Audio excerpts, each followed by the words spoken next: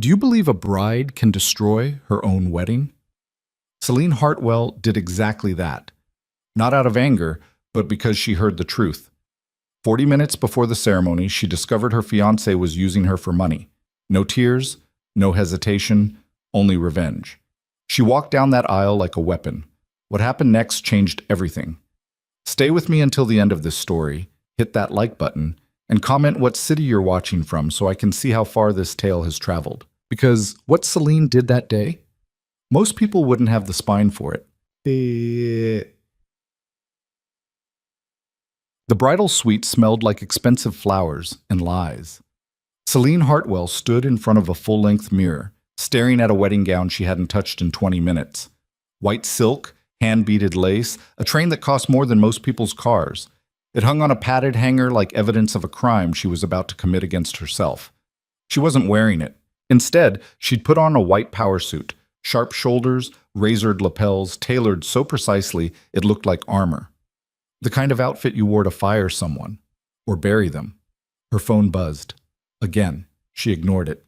Again. 43 minutes until the ceremony. 43 minutes until she became Mrs. Caleb Vance, until the trust fund her father had locked behind a marriage clause finally opened, until 300 guests watched her promise forever to a man she was starting to suspect didn't actually exist. Not the real him, anyway. The version she'd fallen for, charming, attentive, just broken enough to be interesting, was too smooth, too calculated. She'd ignored the signs for months because it was easier than admitting she'd been played. Her maid of honor, Ivy, burst through the door without knocking. Jesus Christ, Celine, you're not even... She stopped mid-sentence, taking in the suit. What the hell are you wearing? Something honest. That's not an answer. Ivy's voice had that edge it got when she was trying to control something spinning out of her grip. The photographer's having a meltdown. Your mother's already on her third mimosa, and Caleb's been asking for you every 5 minutes. You need to get in that dress. Now. Celine turned away from the mirror. Did you bring the earpiece? Ivy blinked. What earpiece? The one the wedding planner uses. For coordinating during the ceremony. Why would you... Just get it. Something in Celine's voice made Ivy stop arguing. She disappeared into the hallway and came back 60 seconds later with a small, flesh-colored earpiece and a wireless receiver the size of a lipstick tube. Here, but I swear to God, if you're planning some kind of... I'm not planning anything. Celine took the devices, her fingers steady. I'm just listening. Ivy stared at her like she'd started speaking a language she didn't recognize. You're scaring me. Good. You should be scared. I am. Then don't do this. Whatever this is. Go check on my mother, Celine said quietly. Make sure she doesn't talk to any reporters before the ceremony. Celine, please. Ivy hesitated, then left. The door clicked shut with a sound like a vault ceiling. Celine fitted the earpiece into her left ear and turned on the receiver. Static hissed, then cleared. Wedding planner chatter, someone panicking about the flower arrangements, someone else confirming the string quartet was ready. She adjusted the frequency dial. More voices. Kitchen staff. Parking attendants. Guests arriving. Then she found it. Caleb's voice. Crystal clear. Just need to keep her calm until midnight. After that, it doesn't matter. Celine's hand froze on the dial. Another voice. Male. Unfamiliar. And if she figures it out before then? She won't. Caleb's laugh was soft, casual, like he was discussing the weather. Celine's not stupid, but she's emotional. That's the leverage. She wants to believe in this so badly she'll ignore every red flag I've waved in her face for the past year. Her breath stopped. You sure about that? The other man asked. Because if this falls apart, it won't. Trust fund activates at midnight on our wedding day. 15 million transfers into our joint account. I wait exactly 90 days. The legal minimum to avoid suspicion, then file for divorce. No fault. Quick. Clean. And her? She keeps whatever she wants. The house, the cars. I don't give a shit. I'm walking away with 7 million minimum after the split. More if I play the settlement right. Celine's knees felt like water. The unfamiliar voice again. You're a cold son of a bitch, Vance. I'm practical. There's a difference. Papers rustled. This was never about her. It was always about the trust. Her father was smart enough to lock it behind a marriage requirement, but not smart enough to specify what kind of marriage. One signature, one night, and I'm free. What if she doesn't sign the joint account paperwork? She already did, 3 weeks ago. I told her it was for our future. She cried when she signed it. Actually cried. That laugh again, softer, crueler. God, she made this so easy. The receiver slipped through Celine's fingers. It hit the carpet without making a sound. She stood there, frozen, her reflection staring back at her from the mirror. The suit suddenly made perfect sense. So did the sick feeling she'd been swallowing for months every time Caleb touched her, every time he said, "I love you," with a smile that never reached his eyes. She'd known. Some part of her had known the whole time. Her phone buzzed again. A text from Caleb. "Can't wait to see you. I love you so much." She read it 3 times. Then she picked up the receiver, rewound the frequency log, and found the audio file. Caleb's voice, digitally stored, time-stamped, ready. Her hand stopped shaking. The door opened. Ivy again. "Celine, it's time. They're asking for, are you okay?" "No." "What happened?" Celine turned the receiver over in her palm. "Do you know how to connect this to the chapel sound system?"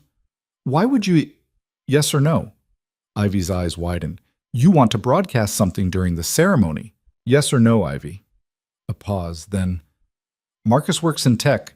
He's probably already setting up the microphones. If you give me that, I can have him patch it in." She stepped closer. "What's on there?" "The truth." "Celine, will you do it or not?" Ivy looked at her for a long moment. Then she took the receiver. "Give me 5 minutes." She left. Celine turned back to the mirror. The woman staring back at her looked like a stranger, or maybe she looked like herself for the first time in a year. She picked up her phone and opened the banking app. Joint account, 15 million, locked and loaded, set to transfer at midnight. Everything Caleb said was real, documented, legal. She closed the app and opened her contacts. Scrolled to her lawyer's name, dialed. "James? It's Celine. I need you at the chapel, now. No, I'm not calling it off. I'm calling an audible." She paused. "Bring the prenup contracts, the ones Caleb refused to sign. And I need to know exactly what happens if I don't complete the marriage ceremony but still meet the trust fund activation requirements within the 24-hour window." She listened. A legal marriage before midnight. Doesn't specify who. She looked at herself in the mirror. "Find me the loophole, James, and find it in the next 30 minutes. She hung up. Her mother's voice echoed from the hallway, slurred and bright. "Where's my daughter? I need to see my beautiful daughter." Celine locked the door. 28 minutes until the ceremony. She sat down on the chaise lounge, pulled out her compact, and fixed her lipstick. Red. Not bridal pink. War paint. The earpiece crackled. Caleb's voice. "Is she ready yet?" The wedding planner. "Almost, Mr. Vance. Just a few more minutes." "Good. Make sure the photographer gets shots of her walking down the aisle. I want to remember her face when she sees me." Celine smiled. He had no idea. Ivy slipped back in through the door. "It's done. Marcus patched the feed into the main speakers. It'll play on your signal." "What signal?" "You give me a thumbs up from the aisle. He'll start the playback." Celine stood. "Where's Marcus now?" "Sound booth, back corner." "Why?" "Tell him to stand by, and tell him not to stop the recording no matter who tells him to." Ivy's face went pale. "What are you about to do?" "Walk down an aisle." "Celine." "He was using me, Ivy, the whole time, every word, every touch, every promise. It was all just set up for a money grab." Her voice didn't shake. "I heard him say it. Out loud. To someone else." Ivy's expression shifted. "You recorded it." "He recorded himself. I just happened to be listening." "And now you're going to—" "Yes, in front of 300 people. 300 witnesses." Ivy exhaled slowly. "You're sure about this?" "No, but I'm doing it anyway." A knock at the door. The wedding planner's voice, sugary and strained. "Miss Hartwell, it's time." Celine looked at Ivy. "Do I look like a bride?" "You look like a hitman." "Perfect." She opened the door. The wedding planner's smile faltered when she saw the suit. Oh dear, that's..." Not the dress. No, it's not. But the photographer will get exactly what I give him. Celine stepped into the hallway. Let's go. The planner's mouth opened and closed like a fish drowning in air. Mr. Vance is going to get exactly what he deserves. Celine walked towards the chapel entrance, her heels clicking against marble like a countdown. The hallway stretched long and white, lined with roses and candles, and all the set dressing of a fairy tale she'd bought into because she wanted it to be true. Not anymore. The double doors to the chapel loomed ahead. Behind them, 300 people were waiting for a wedding. They were about to get something else entirely. The planner rushed ahead, whispering frantically into her headset. Celine caught fragments. Not in the dress. Yes, I know. No, she won't listen. Good. She reached the doors, stopped, breathed. Her mother appeared from a side hallway, champagne glass in hand, eyes bright and unfocused. There you are. Oh my God, why aren't you in your... Go sit down, Mom. Celine, this isn't funny. You look like you're going to a business meeting, not a... Sit down. Something in her voice made her mother step back. She blinked, confused, then turned and wobbled toward the chapel entrance. Ivy appeared at Celine's elbow. Marcus is ready. You sure about this? No. But you're doing it. Yes. The music shifted. Pachelbel's canon. The processional, her cue. The doors opened. 300 faces turned toward her. Celine saw it all in one sweeping glance. The flowers, the candles, the vaulted ceiling, the stained glass throwing colored light across polished wood. At the far end, standing at the altar in a custom tuxedo, Caleb Vance smiled at her like she was everything he'd ever wanted. She stepped onto the white runner. No bouquet, no veil, just her in a suit that fit like conviction. She walked. Not slow, not performative, just steady, even pacing, one foot in front of the other. Caleb's smile didn't falter, but his eyes narrowed slightly, confusion flickering at the edges. Halfway down the aisle, she made eye contact with Marcus in the sound booth. She raised her thumb. He nodded. 5 seconds later, Caleb's voice filled the chapel. Just need to keep her calm until midnight. After that, it doesn't matter. The music stopped. Every head turned toward the speakers. The second voice, and if she figures it out before then? Caleb's laugh, piped through professional-grade sound equipment, echoed off the vaulted ceiling. She won't. Celine's not stupid, but she's emotional. That's the leverage. Celine kept walking, Caleb's face drained of color. Trust fund activates at midnight on our wedding day. 15 million transfers into our joint account. I wait exactly 90 days, the legal minimum to avoid suspicion. Then file for divorce. Gasps rippled through the crowd. She keeps whatever she wants. I'm walking away with 7 million minimum after the split. Someone in the third row said, "Oh my God." Caleb lunged for the altar microphone. "Turn that off. Turn it." The officiant stepped back, hands raised. This was never about her. It was always about the trust. Celine reached the front, stopped, looked at Caleb. His face was white, furious, terrified. She made this so easy. The recording ended. Silence crashed down like a collapsing building. 300 people stared. Celine turned to face them, took the microphone from the officiant's frozen hands. "That," she said clearly, "is the man I was about to marry." Her mother made a small, broken sound. Caleb reached for her arm.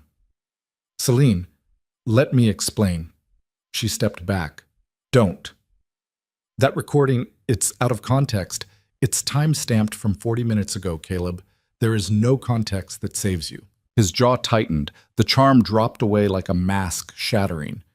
What was underneath was cold, sharp. "You have no idea what you just did." "I know exactly what I did. I stopped you from stealing $15 million. That money was always going to be ours. No, it was going to be yours. For 90 days, then you were gone." Someone in the crowd whispered, "Jesus Christ." Caleb's best man, standing awkwardly at the altar, cleared his throat. "Maybe we should take this somewhere private?" "No," Celine's voice carried. "We're doing this here, in front of everyone, because I want witnesses." Caleb's lawyer, seated in the second row, already pulling out his phone, stood up. Miss Hartwell, I strongly advise you not to advise your client to shut his mouth before I play the recording again. The lawyer sat down. Celine turned back to Caleb. I'm ending this engagement, publicly, permanently, and I'm keeping every dollar you thought you were going to take. His face twisted. You can't access the trust without getting married. Your father made sure of that. You need a husband by midnight or you lose everything. I know. Then you just screwed yourself. He stepped closer, voice dropping to a hiss. You think you're so smart? You just burned the only option you had. That money's gone, Celine, and you did it to yourself. She smiled. It was not a kind smile. I still have 11 hours, she said. Plenty of time to find someone who isn't you. The crowd erupted in whispers. Caleb laughed. It sounded like something breaking. You're not serious. I'm getting married tonight, just not to you. To who? You think someone's just going to... I will. The voice came from the back of the chapel. Every head turned. A man stood in the last row. Tall, dark hair, sharp suit. He hadn't been there during the processional. Or maybe he had, and nobody noticed him until he wanted to be noticed. Celine didn't recognize him, but Caleb did. His face went from white to gray. No, Caleb whispered. No, you can't. The man walked down the aisle, slow, controlled, like he owned every inch of ground he stepped on. He stopped next to Celine, looked at her for the first time. His eyes were dark, unreadable, and absolutely certain. My name is Darius Kwan, he said quietly, and I'll marry you tonight. Celine stared at him. Why? Because he... Darius tilted his head toward Caleb. Owes me $8 million, and marrying you just became the fastest way to collect. The chapel went dead silent. Caleb's face contorted. You son of a... Careful. Darius's voice didn't rise. Didn't need to. You're already underwater. Don't make it worse. Celine looked between them. What is he talking about? Your ex-fiancé took out several high-interest loans to fund a lifestyle he couldn't afford, Darius said. He planned to use your trust fund to pay me back. Now that's not happening. He looked at her directly. But if you marry me instead, I can legally restructure his debt in ways that make his life very uncomfortable. And you keep your inheritance. That's extortion, Caleb snarled. No, it's business. Darius turned back to Celine. I'm offering you a legal solution, a contract marriage. You get access to your trust. I get leverage over him. We both walk away with what we need. Celine's mind spun. You want to marry me for revenge. I want to marry you for $8 million and the satisfaction of watching him lose everything he tried to steal. Darius's expression didn't change. You want to marry me because it's the only move you have left that doesn't end with you broke and him laughing. She should say no. She should walk away from all of it, the chapel, the money, the insanity of marrying a complete stranger, just to spite a man who'd tried to destroy her. But Caleb was staring at her with pure hatred now, all pretense gone, and she realized something. She didn't want to walk away. She wanted to burn him to the ground. Do you have a marriage license? She asked Darius. I can have one in 20 minutes. Prenup? Already drafted. My lawyer's outside. She looked at him. Really looked. He wasn't handsome in a conventional way. Too sharp. Too controlled. But there was something honest in the coldness. He wasn't pretending to care about her. He wasn't pretending at all. That was more than Caleb had ever given her. 1 year, she said. Contract marriage. Separate finances except for the trust fund clause. After 1 year, clean divorce. No drama. Agreed. I'm keeping the house. I don't want your house. And you stay out of my business unless it affects your debt collection. Fair. She held out her hand. Then we have a deal, Mr. Kwan. He shook it. His grip was firm, professional, and somehow terrifying. Caleb exploded. This is insane. You can't just... You don't even know him. I know enough. Celine turned to the officiant, who looked like he was watching a car crash in slow motion. Can you legally marry us right now if we have the license? The officiant's mouth opened, closed. Yes, technically, but then we'll be back in 30 minutes. She looked at Darius. Get the license. I'll handle the prenup. He nodded and walked toward the exit. Celine turned to face the crowd. 300 stunned faces stared back at her. There will be a wedding tonight, she said into the microphone. Just not the one you expected. If you'd like to stay, the bar is open. If not, I understand. Nobody moved. Her mother stood up, swaying slightly. Celine Margaret Hartwell, you cannot marry a stranger. Watch me. She handed the microphone back to the officiant and walked down the aisle. Caleb grabbed her arm as she passed. You're making the biggest mistake of your life. She looked at his hand on her sleeve, then at his face. No, she said quietly. The biggest mistake was believing you. She pulled free and kept walking.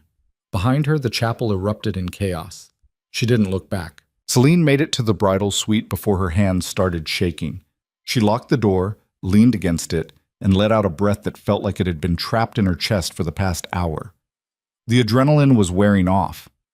Reality was setting in. She'd just agreed to marry a complete stranger, a stranger who'd appeared out of nowhere, who knew exactly how much Caleb owed, who'd watched the entire spectacle unfold and saw an opportunity. Her phone buzzed. James, her lawyer. Tell me you didn't just do what I think you did, he said when she answered. I did. Celine, is it legal? A pause. If he has a valid marriage license and you both consent, yes. But this is insane. You don't know this man. You don't know what he wants. He told me what he wants. Leverage over Caleb. And you believe him? She looked at herself in the mirror. The suit was still perfect. She looked like she'd just walked out of a hostile takeover, not a wedding gone nuclear.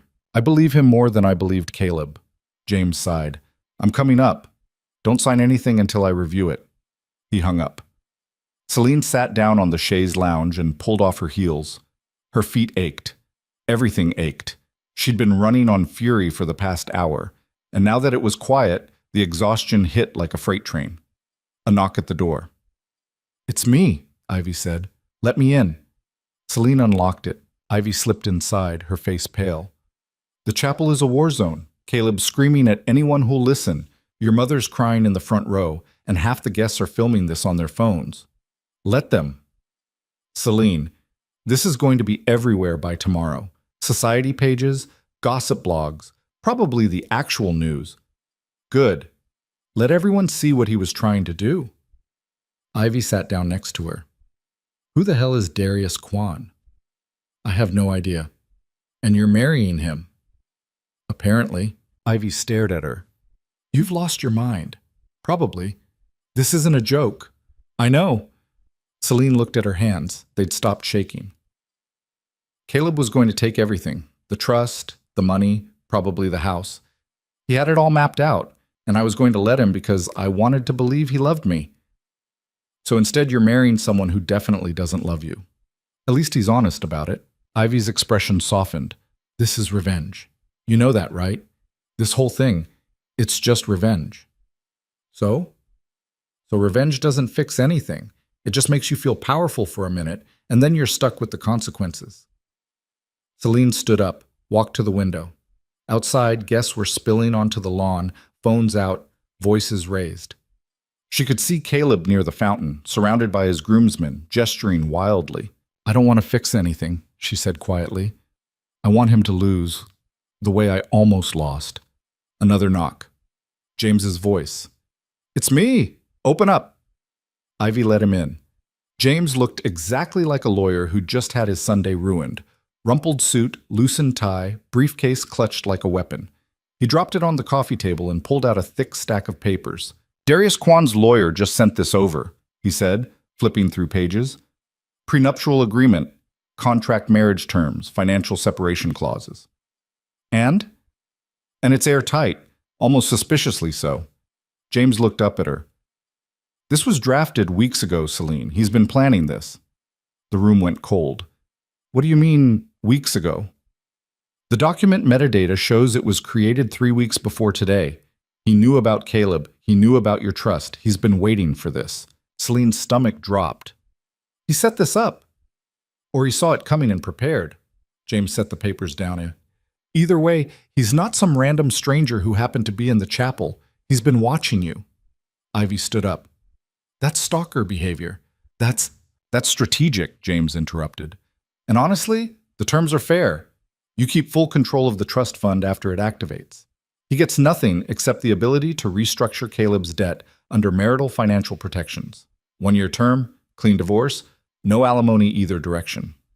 Then what does he actually get out of this? Celine asked. Caleb's debt becomes marital debt the moment you sign the license, which means Darius can legally go after joint assets, freeze accounts, file liens, basically make Caleb's life a financial nightmare without ever breaking a law.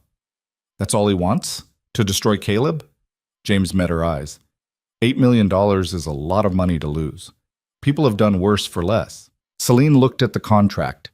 Pages and pages of legal language, all of it designed to protect both parties while manufacturing maximum damage to a third.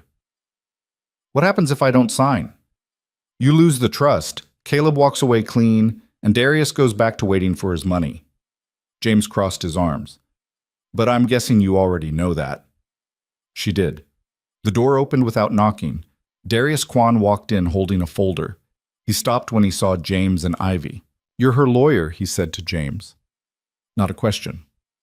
I am. Good. Then you've reviewed the prenup. I have. Questions? James hesitated. Why 3 weeks ago? Darius didn't blink. Because 3 weeks ago, Caleb missed his third payment. I started monitoring his assets. Your client's trust fund was listed as his primary collateral. So you've been planning this. I've been preparing for multiple scenarios. This one happened to play out. Convenient. I prefer the term efficient. Darius turned to Celine. I have the marriage license. We can file it tonight and complete the ceremony within the hour. Or you can walk away. Your choice. His voice was flat, professional, like he was offering her a business proposal, not a marriage. Celine looked at him, really looked. He was probably late 30s, maybe early 40s. Tailored suit, expensive watch, haircut with surgical precision. Everything about him screamed control. No wasted movement, no unnecessary emotion. What happens after tonight? She asked. You go to your home. I go to mine. We maintain separate lives. In 1 year, we file for divorce. Simple. And Caleb? I destroy him financially, legally, thoroughly. No hesitation, no satisfaction, just fact. You hate him that much? I don't hate him at all. I just want my money back, and I want to make sure he never borrows from me again. Ivy made a small sound. That's sociopathic. Darius looked at her. That's business. This isn't business. This is a marriage. No, this is a contract that happens to use marriage as a legal vehicle. There's a difference. Celine felt something shift in her chest. Caleb had pretended to love her while planning to rob her. Darius wasn't pretending anything. He wanted revenge. She wanted protection. It was transactional, clear, honest. I need one thing, she said. Darius waited. I need to know you're not going to try to control me. My money, my choices, my life. You get your revenge on Caleb, but I'm not becoming anyone's property in the process. He nodded once. Agreed. I have no interest in controlling you. Then we have a deal. James made a strangled sound. Celine, draw up the final documents. I'll sign them before the ceremony. You're making a massive mistake. Probably, but it's my mistake to make. She looked at Darius. 1 hour. I need to change and deal with my mother. I'll be at the altar. He turned and left without another word. The door closed. Ivy grabbed Celine's arm. You can't be serious. I'm completely serious. You don't know him. You don't know what he's capable of. I know what Caleb's capable of. And I know I'd rather deal with someone who tells me the truth, even if it's ugly. James started packing up the contracts. I'll have everything ready in 30 minutes. But for the record, I think this is the worst decision you've ever made. Noted. He left. Ivy stayed. What are you really doing? She asked quietly. Celine sat down and pulled the wedding gown off its hanger, looked at it. All that silk and lace and bullshit hope. I'm surviving, she said. That's all. She stood up and started taking off the suit jacket. Ivy watched her. You're going to wear the dress? No, but I'm going to burn it later. Right now I need to look like a bride for the legal paperwork. You've thought this through. I've had a very educational hour. Celine pulled on the gown. It fit perfectly, of course. Caleb had insisted on 6 fittings to make sure every detail was flawless. She wondered now if he'd been thinking about how good she'd look in the photos he planned to use in the divorce proceedings. Ivy zipped her up in silence. Then, "Are you scared?" Celine looked at herself in the mirror. The dress transformed her, made her look soft, vulnerable, everything she wasn't feeling. Terrified, she admitted. "But I'm more scared of what happens if I don't do this." "Caleb can't touch the money if you don't marry anyone." "No, but he walks away clean and I lose everything my father built." She turned around. "I'm not letting that happen." Ivy's eyes were wet. "I just don't want you to regret this." "I already regret trusting Caleb. At least with Darius, I know exactly what I'm getting." A commotion outside. Raised voices. Celine walked to the window. Down on the lawn, Caleb was arguing with someone. His face was red, his gestures sharp and angry. The someone was Darius. Caleb shoved him. Darius didn't move, didn't react, just stood there, absolutely still, while Caleb screamed in his face. Then Darius said something. Quiet. Celine couldn't hear it. Caleb went white. He stepped back, turned, walked away quickly, his groomsmen scrambling to follow. Darius adjusted his cufflinks and headed back toward the chapel. "What the hell did he say?" Ivy whispered. Celine didn't answer. She was too busy trying to control the spike of fear that shot through her chest. Darius Kwan wasn't just strategic, he was dangerous, and she was about to legally bind herself to him. 20 minutes later, she was standing in front of James while he walked her through the contract one more time. "Once you sign this, you're married for 1 year minimum. No early termination clause unless both parties agree. You sure about this?" Celine picked up the pen. "No, but I'm doing it anyway." She signed. James witnessed it. Ivy witnessed it. The officiant witnessed it. Done. "I need a drink," James muttered. "Get in line," Ivy said. Celine looked at the contract. Her signature. Permanent. Binding. No going back. "Let's get this over with," she said. They walked back to the chapel. The crowd had thinned. Maybe 100 people remained, clustered in small groups, whispering. Her mother was gone, probably passed out in the bridal suite or being driven home by a relative. Caleb was also gone. Darius stood at the altar, hands clasped, expression neutral.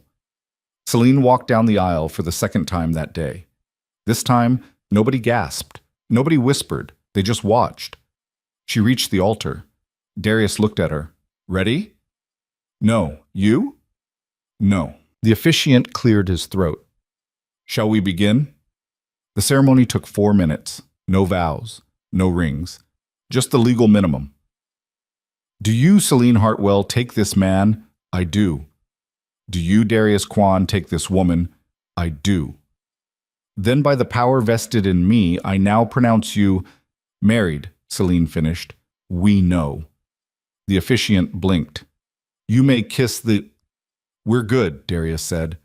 They signed the marriage certificate. The officiant signed, the witnesses signed, done, married. The remaining guests applauded weakly. Celine looked at her new husband. He looked back. "Now what?" she asked. "Now we go home."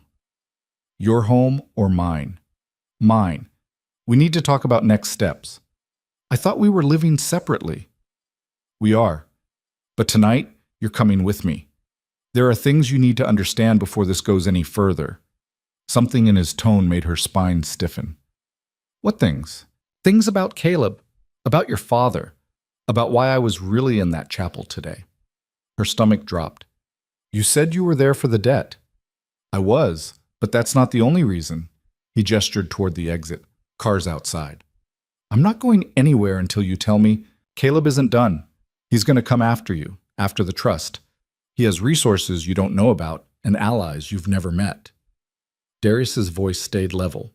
"You can come with me and learn how to protect yourself, or you can go home and wait for him to make his next move. Your choice." Celine's hands clenched. "You're blackmailing me into—" "I'm offering you information. What you do with it is up to you." Ivy stepped forward. "She's not going anywhere with you alone." Darius looked at her. "Then come along. I don't care." "Celine." "It's fine." Celine's voice came out steadier than she felt. "I'll go, but Ivy comes." "Fine." They walked out of the chapel together. The car was a black Mercedes with tinted windows. The driver opened the door without speaking. Celine slid in. Ivy followed. Darius sat across from them. The door closed. The car pulled away. They drove in silence for 10 minutes before Celine couldn't take it anymore. Start talking. Darius pulled out a tablet, tapped it twice. A file opened. Your father didn't just leave you money, he said. He left you an empire, shipping routes, port access, logistics networks spanning 6 continents. I know that. He ran a shipping company. No. He ran the infrastructure that every shipping company uses. The difference matters. Darius turned the tablet toward her. This is a map of his holdings. Documented assets total about 50 million. Undocumented assets are closer to 300 million. Celine stared at the screen. Lines, connections, networks spreading like veins across a map of the world. That's not possible. It's very possible. Your father was careful. He kept most of his assets off the books. Legal, but hidden. The trust fund you're accessing tonight? That's just the tip. Ivy leaned forward. How do you know all this? Because I own the other half. Silence. Celine looked at him. What? Your father and I were partners. Silent partners. He ran the eastern routes. I ran the western. We built the network together over 20 years. Darius's expression didn't change. When he died, I inherited operational control of his half until you turned 25 and got married. As of tonight, that control transfers to you. Celine's head spun. My father never mentioned you. He wasn't supposed to. That was the agreement. Why? Protection. If anyone connected us publicly, the entire network becomes vulnerable to regulatory scrutiny, separate on paper, unified in practice. Ivy's voice was sharp. And you just happened to show up at her wedding? I've been monitoring Caleb for weeks. When I realized he was planning to steal the trust fund, I knew it would trigger the control transfer prematurely, so I prepared a contingency. Marrying her yourself. Yes, Celine's throat felt tight. So this whole thing, tonight, you orchestrated all of it. No, Caleb orchestrated his own destruction. I just made sure I was there to capitalize on it. That's the same thing. Not legally. Darius took the tablet back. You wanted the truth. Here it is. Your father's empire is now half yours. The other half is mine. We're business partners whether you like it or not. I don't like it. Noted. But it doesn't change the reality. The car turned onto a private road. Celine looked out the window. They were heading into the hills, away from the city, toward an area she didn't recognize. Where are we going? My home. You'll stay there tonight while we finalize the operational transfer. I'm not staying at your house. Yes, you are. Because Caleb knows where you live, and right now, he's dangerous. He's 8 million in debt, publicly humiliated, and legally bound to a marriage that gives me power over his assets. He's desperate, and desperate men make stupid decisions. Ivy grabbed Celine's hand. We should call the police. And tell them what? That a man might be angry? They can't do anything until he actually makes a move. Darius looked at Celine. I have security, cameras, protocols. You stay at my place tonight, and by tomorrow, we'll have legal protections in place. Celine wanted to argue, wanted to tell him to turn the car around and take her home. But she couldn't, because he was right. Caleb had looked at her with pure hatred in that chapel, and she'd just taken everything he thought he was going to steal. The car pulled through a gate. High walls, surveillance cameras, armed security at the checkpoint. They drove up a winding driveway to a modern compound perched on the hillside. Glass and steel, clean lines, no warmth. The car stopped. Darius got out first. This way. Celine and Ivy followed him inside. The interior was exactly what she expected. Minimalist furniture, expensive art, everything precisely placed. It looked like a showroom, not a home. Guest rooms are upstairs, Darius said. You'll both stay there tonight. We'll talk more in the morning. We're talking now, Celine said. He turned. You've had a long day. You're exhausted. This conversation can wait. No, it can't. She stepped closer. You've been lying to me since the moment you walked into that chapel. I haven't lied once. You said you were there for the debt. I was. But you were also there because of my father's empire. Both things can be true. Stop playing word games, her voice cracked. You manipulated me into marrying you. No, I gave you an option when you had none. There's a difference. You used me. We used each other. You got access to your trust. I got leverage over Caleb and control over your father's assets. It's transactional. We agreed to that. Selena's hands were shaking again. I didn't agree to being your business partner. You did. The moment you signed that marriage certificate, Darius's voice stayed level. Your father's will is clear. When you marry, operational control transfers to your spouse unless otherwise specified. You didn't specify otherwise, so now it's mine. The room tilted. That's theft. That's contract law. Ivy grabbed Celine's arm. We're leaving, right now. You're welcome to try, Darius said. But the gate's locked. Security won't let you through without my authorization, and it's a 3-mile walk back to the main road. You're holding us hostage. I'm keeping you safe. There's a difference. Celine looked at him. At this stranger she'd married. This man who'd lied by omission, who'd maneuvered her into signing away control of an empire she didn't even know existed. I want a lawyer, she said quietly. You have one. James. He can be here in the morning. I want him here now. It's midnight. He's not coming. Celine pulled out her phone. No signal. She looked at the screen, then at Darius. You're blocking the signal. Security protocol. The compound is shielded. That's illegal. It's private property, and it's for your protection. Ivy's voice was rising. This is kidnapping. You can't just... I can. And I am. Darius walked to the bar, poured himself a drink. You're both free to leave in the morning, but tonight, you stay here, where it's safe, where Caleb can't reach you. He took a sip. Celine stood frozen. She'd walked into a trap. A legal, carefully constructed trap that she'd signed herself into. And now she was standing in a locked compound with a man who owned half of everything her father had built, and who now, through marriage, controlled the other half too. What do you really want? She asked. Darius set down his glass. I want to run the empire your father built, efficiently, profitably, without interference. He looked at her. You can be part of that, or you can walk away and let me handle it. Your choice. And if I fight you, then we both lose. The network collapses. The assets get seized. Everything your father spent 20 years building gets dismantled by regulators and competitors. You're threatening me. I'm explaining reality. Celine's vision blurred. Exhaustion, fury, fear, all of it crashing down at once. She'd escaped one trap and walked straight into another. Darius finished his drink. Guest rooms are upstairs, second and third doors on the left. Bathrooms are stocked. If you need anything, there's a call button by the bed. I need to leave. Tomorrow. Now. No.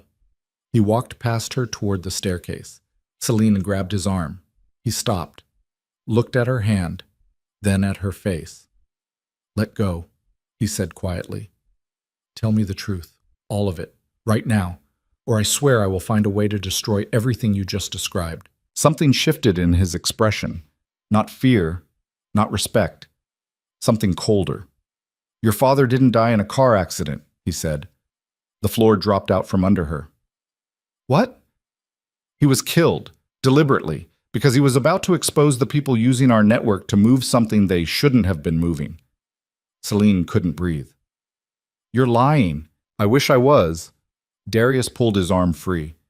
He came to me 3 days before he died. Told me he'd found evidence of illegal shipments running through our routes. Drugs, weapons, maybe worse. He wanted to shut it down. I told him to wait, to let me handle it quietly. And he didn't wait. He went to the authorities. 2 days later, his car went off a bridge. Darius's voice stayed flat.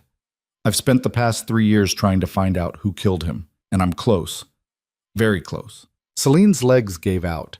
She sat down hard on the couch. Ivy was next to her immediately, arm around her shoulders. Why didn't you tell me this before? Celine whispered. Because you weren't ready, and because I needed to make sure you were protected before I brought you into this. Protected from what? From the people who killed your father. The ones who are still using our network. The ones who will kill you too if they find out you're asking questions. Celine looked up at him. Caleb, is he... No, Caleb's just a parasite. He's not part of this. Darius sat down across from her. But marrying you gave me legal access to your father's files, his records, everything he'd compiled before he died. That's what I really needed tonight. So you did use me. Yes. No hesitation, no apology, just the truth. Celine laughed. It sounded broken. My father's dead because he tried to do the right thing. Caleb tried to rob me, and you married me to solve a murder. She looked at Darius. Anyone else planning to destroy my life tonight? Or is that the complete list? That's the list. Great. She stood up, walked to the window. Outside, the city lights spread like scattered diamonds. Somewhere down there, Caleb was plotting his next move. Somewhere down there, people who'd killed her father were still operating. And she was trapped in a compound with a man who'd manipulated her into becoming his legal partner in an empire built on shipping routes and secrets and something dark enough to murder for. She'd thought walking out of that chapel was taking control. She'd been wrong. She'd just traded one cage for another. Behind her, Darius spoke quietly. I know this isn't what you wanted, but it's what we have. And if we're going to survive it, we need to work together. Celine didn't turn around. What if I don't want to survive it? What if I just want to burn the whole thing down? Then we both die, along with everyone connected to the network, including people who had nothing to do with your father's death. That's not my problem. Yes, it is, because you're married to me now, which makes you legally responsible for half of everything that happens next. She closed her eyes. Trapped. Completely, utterly trapped. I want to see my father's files, she said. Tomorrow. Now. A pause. Then, follow me. Darius led her down a hallway to a locked office. He pressed his thumb to a scanner. The door opened. Inside was a war room. Maps. Photos. Documents pinned to boards.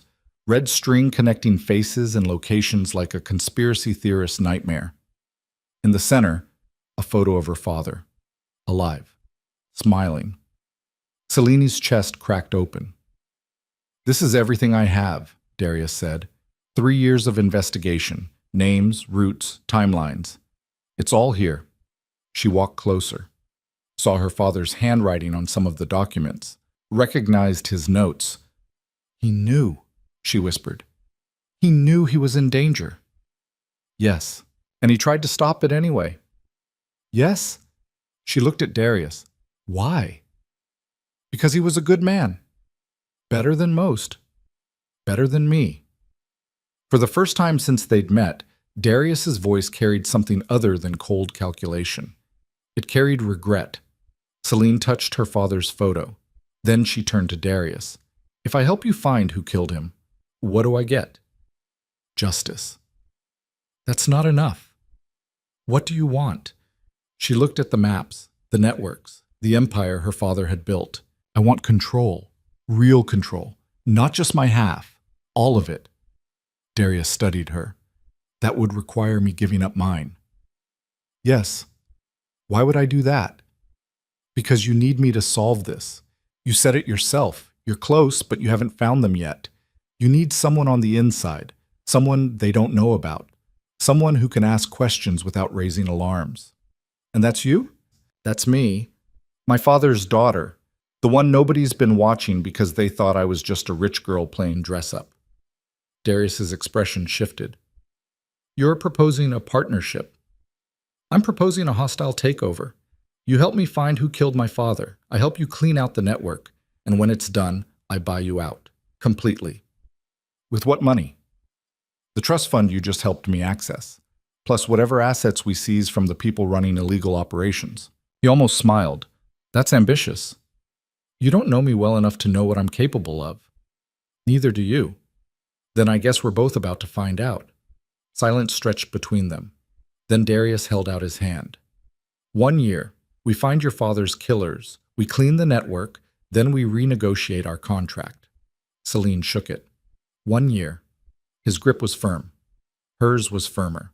They stood in the war room, surrounded by 3 years of investigation and 20 years of empire building, bound together by a marriage certificate signed in revenge and desperation. And for the first time since she'd heard Caleb's voice through that earpiece, Celine felt something other than fear. She felt dangerous.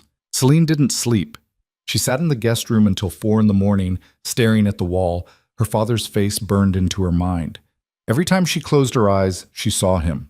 Not the version in the photo downstairs, alive, smiling, but the way he'd looked in the casket. Gray, empty, wrong. They'd told her it was an accident, clean brake failure, tragic, no one to blame. She'd believed them because believing was easier than questioning, easier than imagining someone had wanted him dead. But now she knew, and the knowing was eating her alive. At 4:30, she gave up on sleep and went downstairs. The compound was silent, dark except for security lights glowing along the hallways. She moved quietly, bare feet on cold tile, until she reached the war room. The door was still unlocked. She slipped inside. The documents covered every surface. Maps with red circles marking ports in Shanghai, Rotterdam, Los Angeles. Photos of men she didn't recognize. Shipping manifests with handwritten notes in her father's tight script. Financial records showing wire transfers to shell companies in the Caymans, Singapore, Switzerland. She picked up a manifest dated 2 weeks before his death. Container number, departure point, arrival location. Nothing unusual. But in the margin, her father had written, check cargo actual versus declared. Weights don't match. Her hand shook. He'd found something, and they'd killed him for it. You shouldn't be in here alone. She spun around. Darius stood in the doorway, wearing the same clothes from earlier. He looked like he hadn't slept either. I couldn't stop thinking about it, Celine said. Neither could I, for 3 years. He walked to the center board, studied the web of connections. Every time I think I'm close, the trail goes cold. Shell companies dissolve. Witnesses disappear. Bank accounts get emptied overnight. Someone's protecting them. Multiple someones. This network runs deep. He pulled down a photo. A man in his 50s, silver hair, expensive suit. This is Marcus Hale, logistics director for Chen Shipping, one of the largest independent freight companies in the Pacific. You think he's involved? I know he is. Your father had a meeting with him the day before he died. They argued, publicly, at a conference in Seattle. Celine took the photo, studied the man's face. He looked respectable, trustworthy, exactly the kind of person who could hide in plain sight. What were they arguing about? Nobody knows. But 2 days later, your father was dead, and Hale took over 3 of your father's major shipping routes within a month. That's not a coincidence. No, it's not. Darius pulled down another photo. A younger man, sharper features. This is Hale's son, Daniel. He runs the operational side, handles the day-to-day logistics. Celine's stomach turned. You think they're both involved? I think Marcus gave the order. Daniel executed it, but I can't prove it. Why not? Because the evidence your father collected disappeared the night he died. Someone cleaned out his office, took his laptop, his files, his phone. Everything. The police ruled it an accident before they even started investigating. Someone made sure of that. Celine set the photo down. Her hands were steady now, cold. Then we find new evidence. How? We get inside Chen Shipping, see what they're moving, where it's going. That's suicide. If they figure out what you're doing, they won't because they don't know who I am. She turned to face him. You said it yourself. I'm just a rich girl playing dress-up. Nobody's watching me. Darius studied her. You're serious. Completely. This isn't a game. These people killed your father. They'll kill you without hesitation. Then I'll make sure they don't see me coming. Something shifted in his expression. Not approval exactly, recognition. You're not who I thought you were, he said quietly. Neither are you. They stood in the silence of the war room, surrounded by 3 years of failure and 20 years of secrets. Then Darius pulled out his phone. Made a call. Marcus? It's Darius Kwan. I need a meeting. Tomorrow, if possible. A pause. Yes, I'm aware it's short notice, but I have a business proposal I think you'll find interesting. Another pause. Lunch. Pier 17. 1 o'clock. Perfect. He hung up. Celine stared at him. You're meeting with him? The man you think killed my father? We're meeting with him. You're coming as my wife. He'll recognize my name. Not if you use mine. As of yesterday, you're Mrs. Kwan. Legally. Publicly.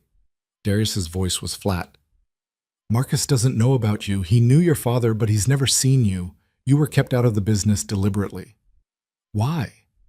Because your father was smart. He knew the less visible you were, the safer you'd be. Celine's throat tightened. Her father had protected her. Even when he knew he was in danger, he'd made sure she stayed invisible. And now she was about to walk straight into the lion's den. "What's the play?" she asked. "Simple. I tell him I'm consolidating shipping routes, that I've acquired new assets through marriage, your father's half of the network. I want to discuss a partnership.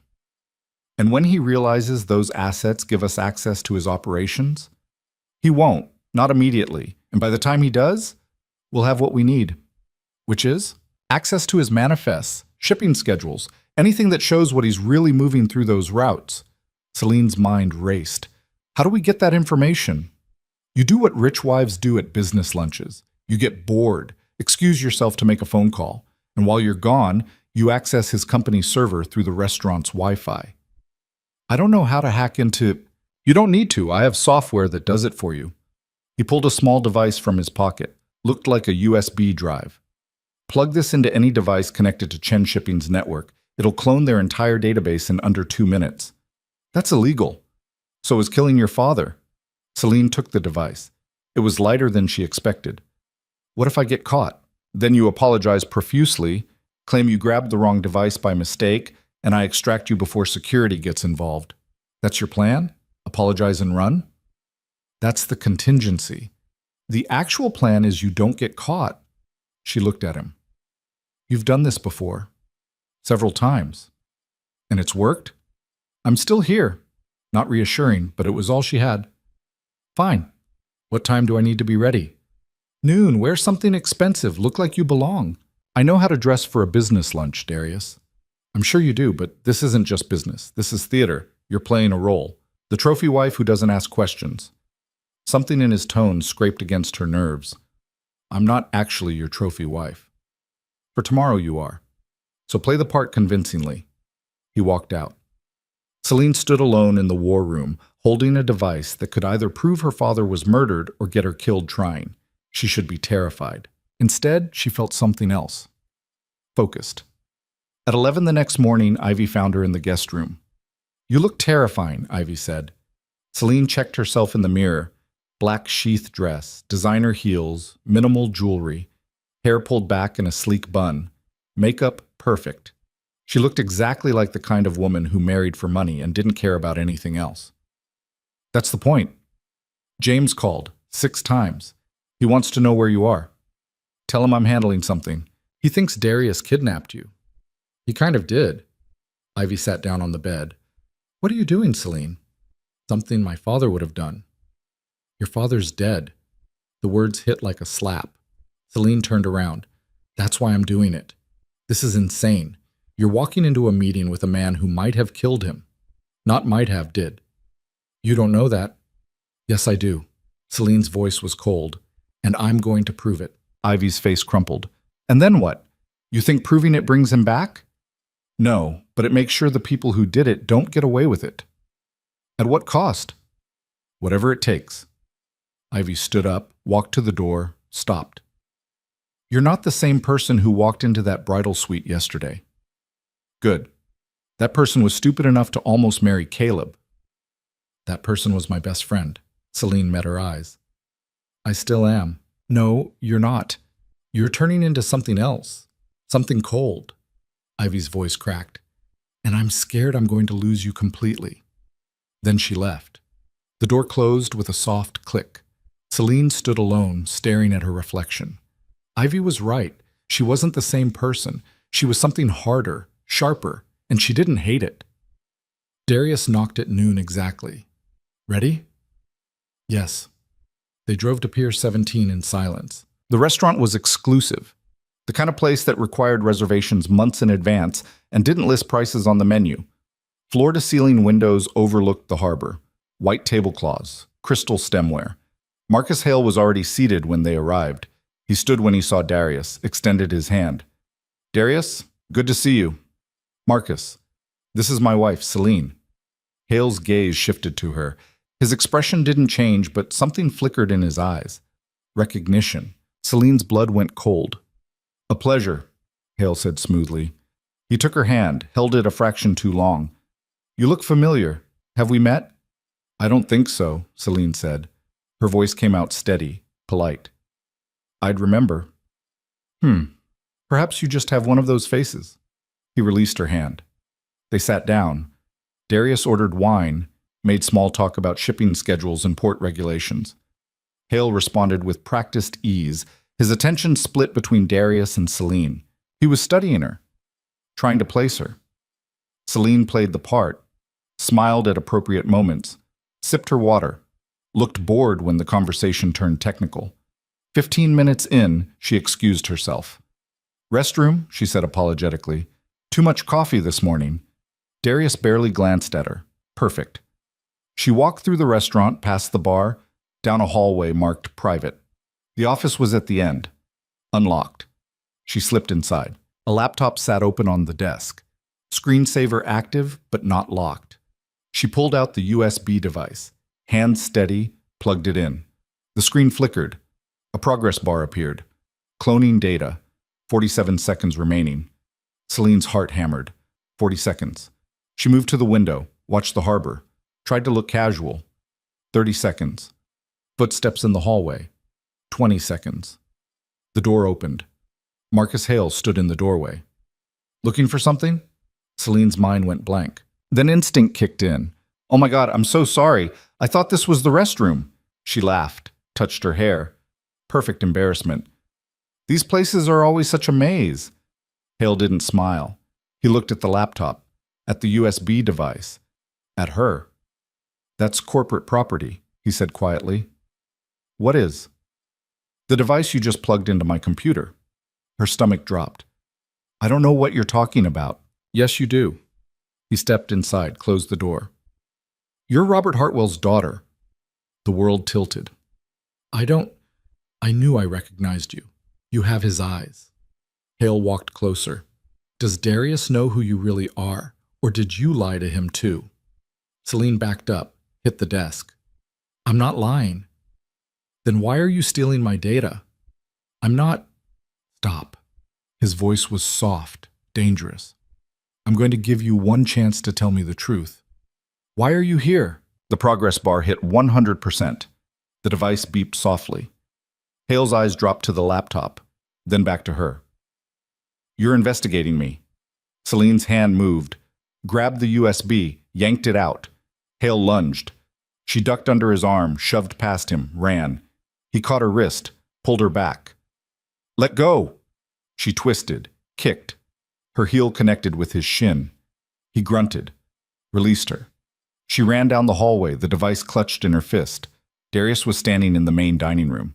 We need to leave, she said. Now. His expression didn't change. What happened? He knows who I am.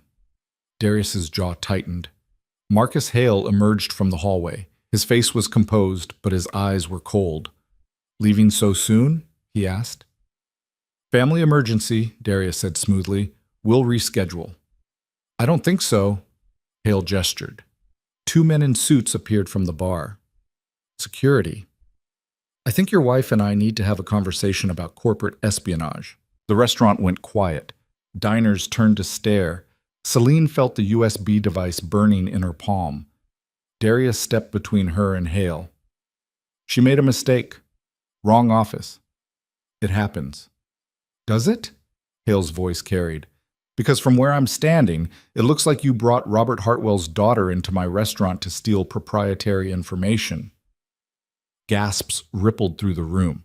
Someone pulled out a phone, started recording. Darius's expression went arctic. Careful, Marcus.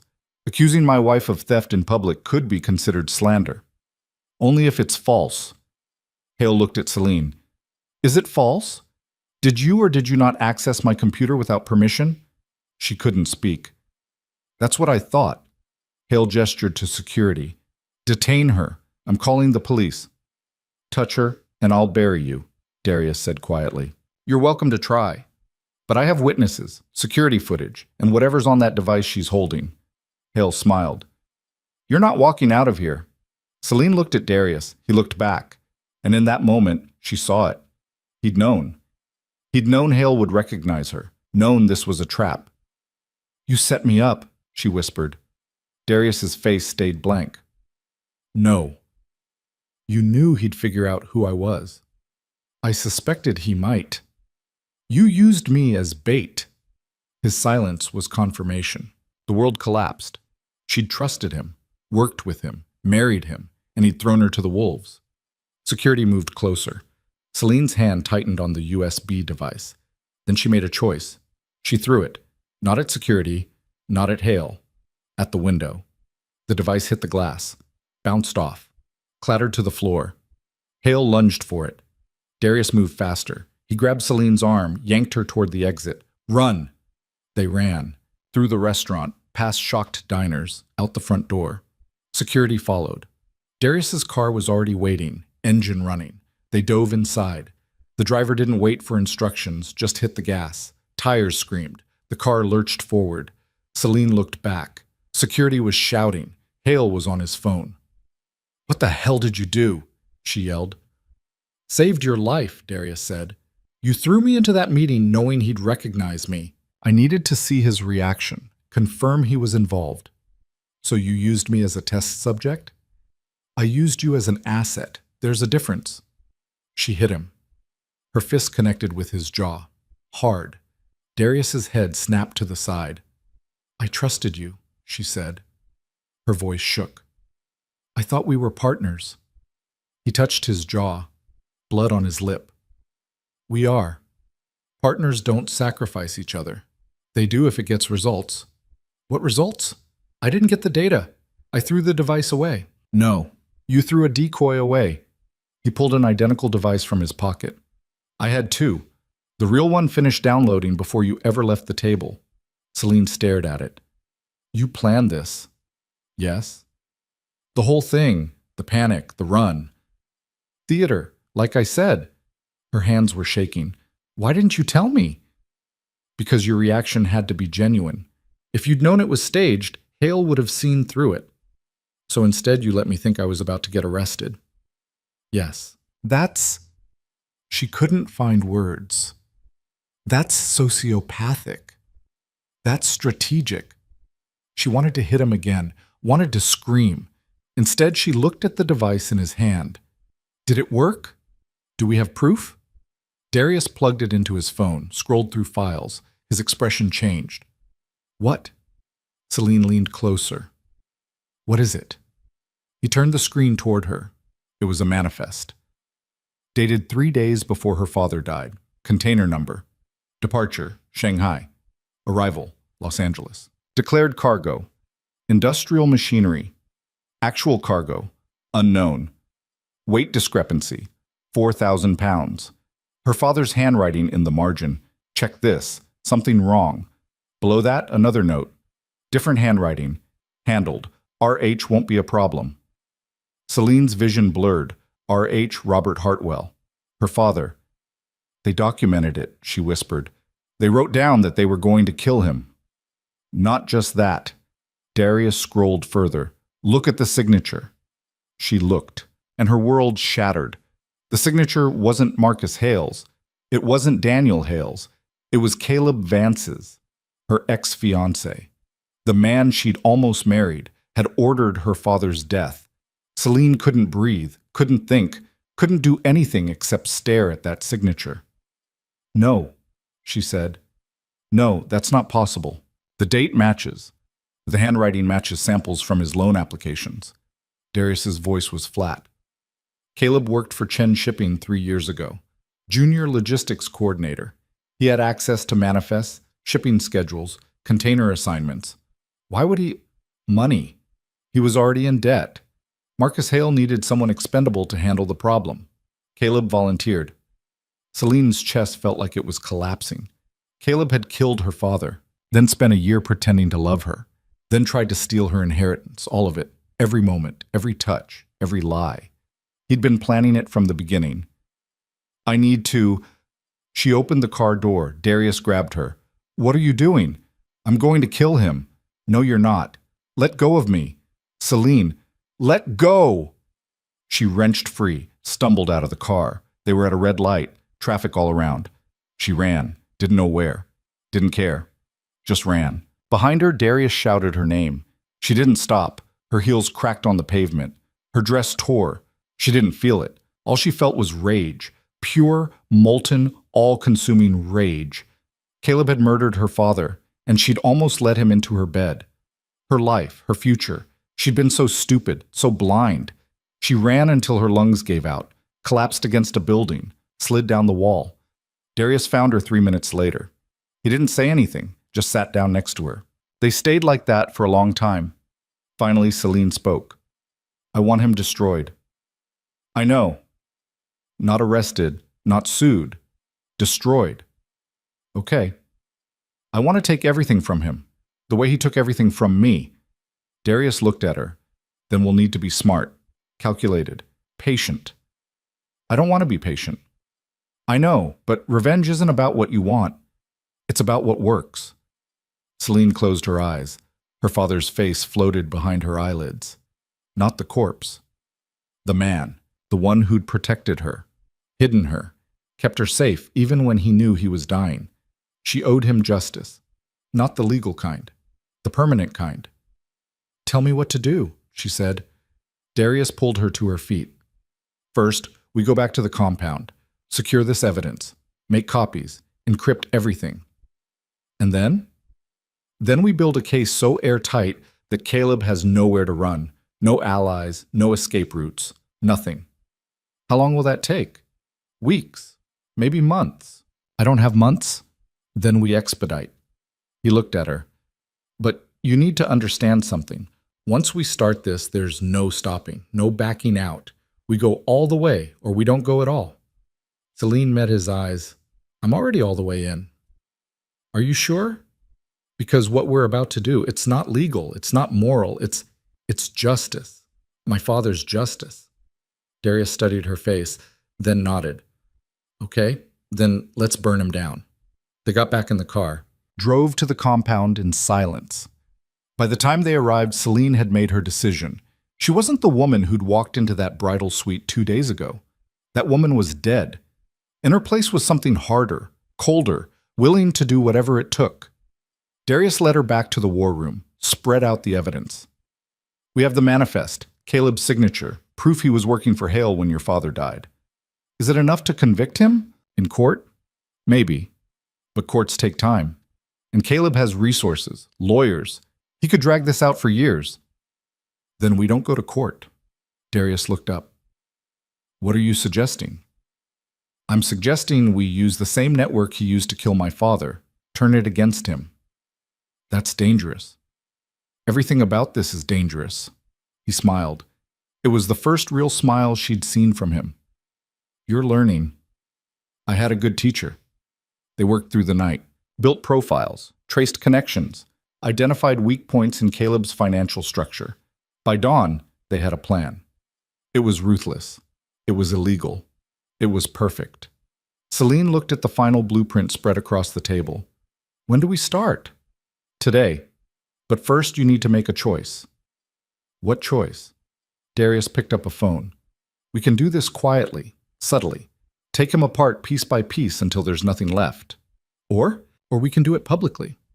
Destroy him the way you destroyed your wedding. Make sure everyone knows what he did.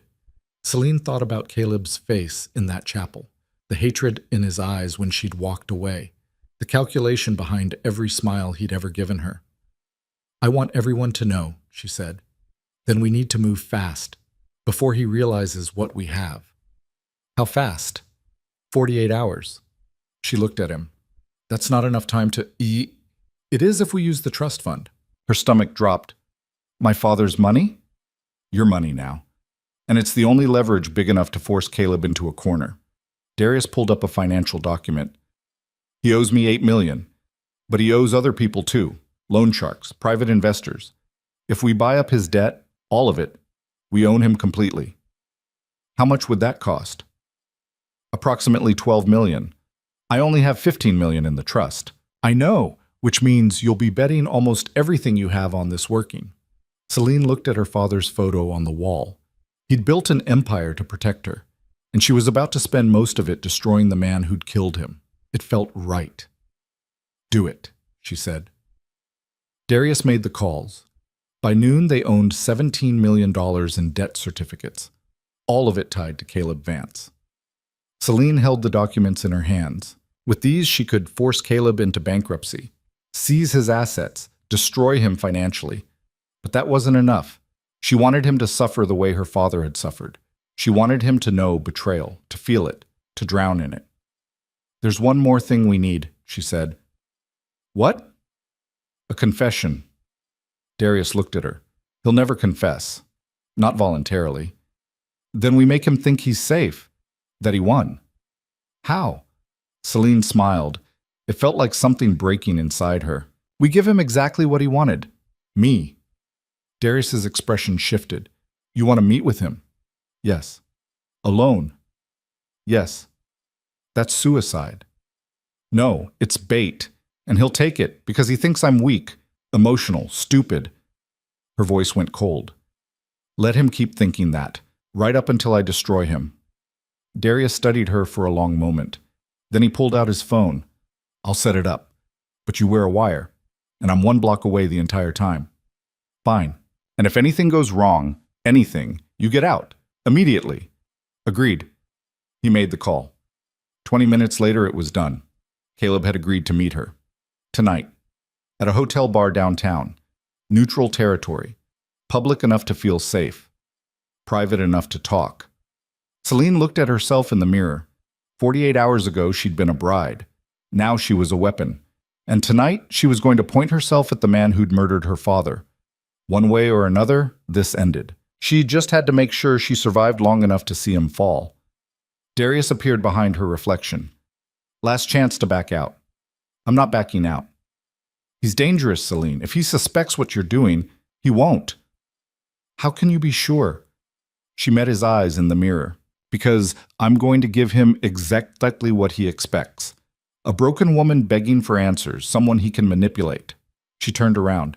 "And while he's busy feeling superior, I'm going to record every word he says." Darius handed her a small device. Looked like an expensive pen. "Voice activated. Records for 6 hours.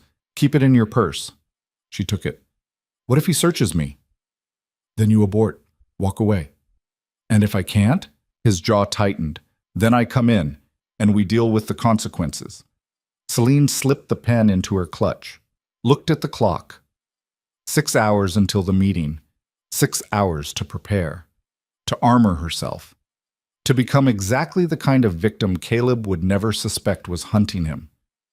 "I'm ready," she said. Darius looked at her, and for the first time since they'd met, she saw something like respect in his eyes. "No," he said quietly, "but you will be." They spent the next 6 hours planning every detail. What she'd say, how she'd react, where she'd sit, how to steer the conversation toward her father without seeming suspicious. By the time they finished, Celine felt like she'd rehearsed a play. Every line, every gesture, every breath, all of it calculated, all of it designed to make Caleb feel powerful, while she quietly built his cage. At 11:45, the car dropped her at the hotel. Darius stayed in the vehicle, 1 block away, listening. Celine walked into the bar alone. Caleb was already there, sitting in a corner booth. Expensive suit, confident smile. He stood when he saw her. "Celine, you look beautiful." She wanted to vomit. Instead, she smiled, sat down across from him, and began the performance of her life. "Thank you for meeting me," she said softly. "I know things ended badly." "That's an understatement." His smile didn't reach his eyes. "You humiliated me in front of 300 people." "I know, I'm sorry." He blinked. "You're apologizing?" "I overreacted. I was emotional, scared." She looked down at her hands. "Marrying Darius was a mistake." Caleb leaned forward. "Is he mistreating you?" "No, but he's not you." She met his eyes, held his gaze. "I miss you, Caleb." Hook, line, sinker. His expression softened. "I miss you too. Do you think—" She hesitated. "Perfect. Do you think we could try again? Start over?" Caleb reached across the table, took her hand. "I'd like that." Celine smiled and activated the recording device in her purse. Now all she had to do was get him talking about her father, about the shipping containers, about murder. She had 6 hours of recording time and a lifetime of rage to fuel every word. "Tell me something," she said quietly. "Did you ever really love me? Or was it always about the money?" Caleb's smile widened. "Does it matter?" "It does to me." He squeezed her hand, and then he started talking, and Celine listened, recorded every word, every confession, every piece of evidence she needed to bury him. By the time he finished, she had everything, more than everything. She had him, completely. Caleb leaned back, satisfied. "So, what do you say? Give us another chance?" Celine looked at him, at the man who'd murdered her father, who'd tried to steal her future, who'd just confessed to all of it because he thought she was too weak to use it against him. "No," she said. His smile faltered. "What?" "I said no." She pulled her hand away. "I'm not giving you another chance. I'm destroying you." Understanding hit his face. "You recorded this. Every word." He lunged across the table, grabbed her wrist. "Give me that device." The bar erupted. Darius appeared out of nowhere, grabbed Caleb, slammed him against the wall. "Touch her again and I'll break every bone in your hand." Caleb struggled. "This is assault. This is justice." Darius released him, stepped back. Caleb straightened his jacket. His face was red, furious. "You have no idea what you just did." "I know exactly what I did." Celine stood. "I have your confession, your signature on the manifest, proof you killed my father. And by tomorrow morning, every law enforcement agency in the country will have copies. You can't prove anything.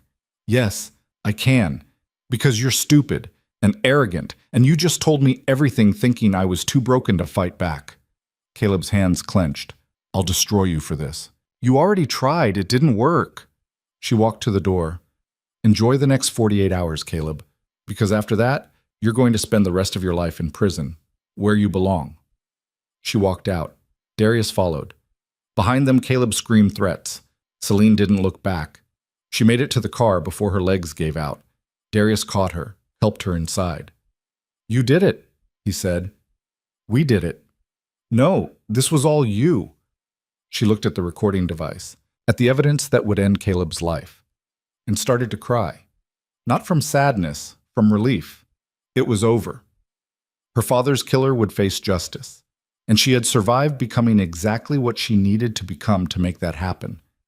Darius didn't say anything, just handed her a handkerchief and drove her back to the compound, where tomorrow they would begin dismantling everything Caleb had built, together, as partners, for real this time.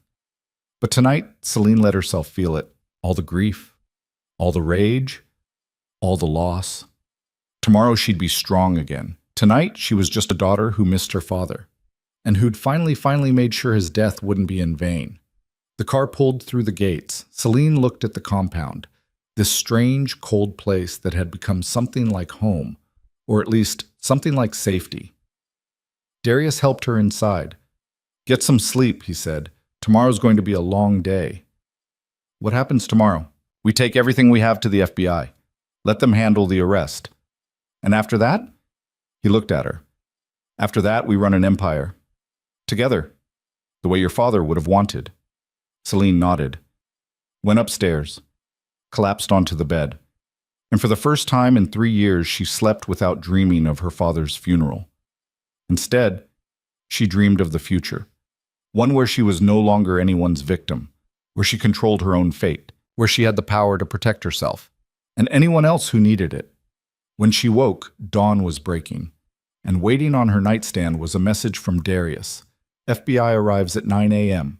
Caleb will be arrested by noon. It's over." Celine picked up her phone, read the message 3 times, then deleted it, because it wasn't over. Not yet. There was still one more thing she needed to do. One more person who needed to answer for what happened. Marcus Hale, the man who'd given Caleb the order, who'd profited from her father's death, who thought he was untouchable. She got dressed, walked downstairs, found Darius in the war room. "I need one more name," she said. He looked up. "Whose?"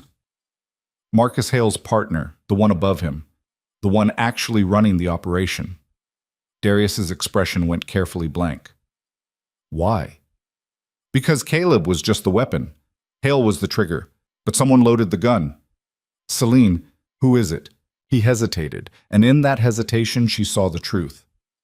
You know who it is. Yes. Tell me.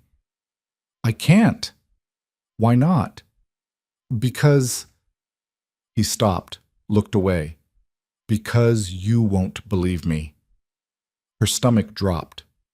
Darius, who killed my father? He turned back to her, and in his eyes she saw something that made her blood run cold. Your mother. The world stopped. What? Your mother. She was the one who ordered it. She was Hale's partner. She's been running half the illegal operations through your father's network for years. Celine couldn't breathe. That's not... She wouldn't... She would. And she did. Darius pulled out a file, slid it across the table. I've known for 6 months. I just didn't know how to tell you. Celine opened the file. Financial records. Wire transfers. Photos of her mother meeting with Marcus Hale, with Daniel Hale, with other men Celine didn't recognize. Dates going back a decade. All of it pointing to one conclusion. Her mother had been using her father's empire to traffic drugs, and when he found out, when he threatened to expose her, she'd had him killed. Celine's hands shook. No, this isn't... It's real, all of it. She's my mother. I know. She wouldn't... She did. Celine looked at the photos. Her mother's face, smiling, casual, discussing business with the men who'd murdered her husband. Without guilt. Without hesitation. Like it was nothing. I'm going to be sick. She ran to the bathroom, threw up everything in her stomach, collapsed on the floor. Darius appeared in the doorway. I'm sorry. Don't. Her voice was raw. Don't apologize for telling me the truth. What do you want to do? Celine looked at him. At this man who'd become her partner, her co-conspirator, her only ally in a world that kept betraying her. I want to finish this, she said. All of it. Caleb, Hale, my mother, everyone who touched this. That's going to destroy your family. I don't have a family anymore. I have enemies who happen to share my blood. Darius offered her his hand. She took it. He pulled her to her feet. Then let's end this, he said. Together. Together. They walked back to the war room and began planning the final strike, the one that would bring down everyone who'd destroyed her father, no matter who they were, no matter what it cost. Because Celine Hartwell was done being a victim, done being manipulated, done being anyone's pawn. From now on, she was the one making the moves, and anyone who stood in her way, they were about to learn exactly what happened when you underestimated the daughter of a murdered man. They were about to learn fear, and Celine was going to enjoy every second of teaching them. The FBI arrived at 9 a.m. exactly. 3 agents in dark suits, badges, recording equipment. They set up in Darius's conference room like they were preparing for war. Special Agent Rhodes led the team.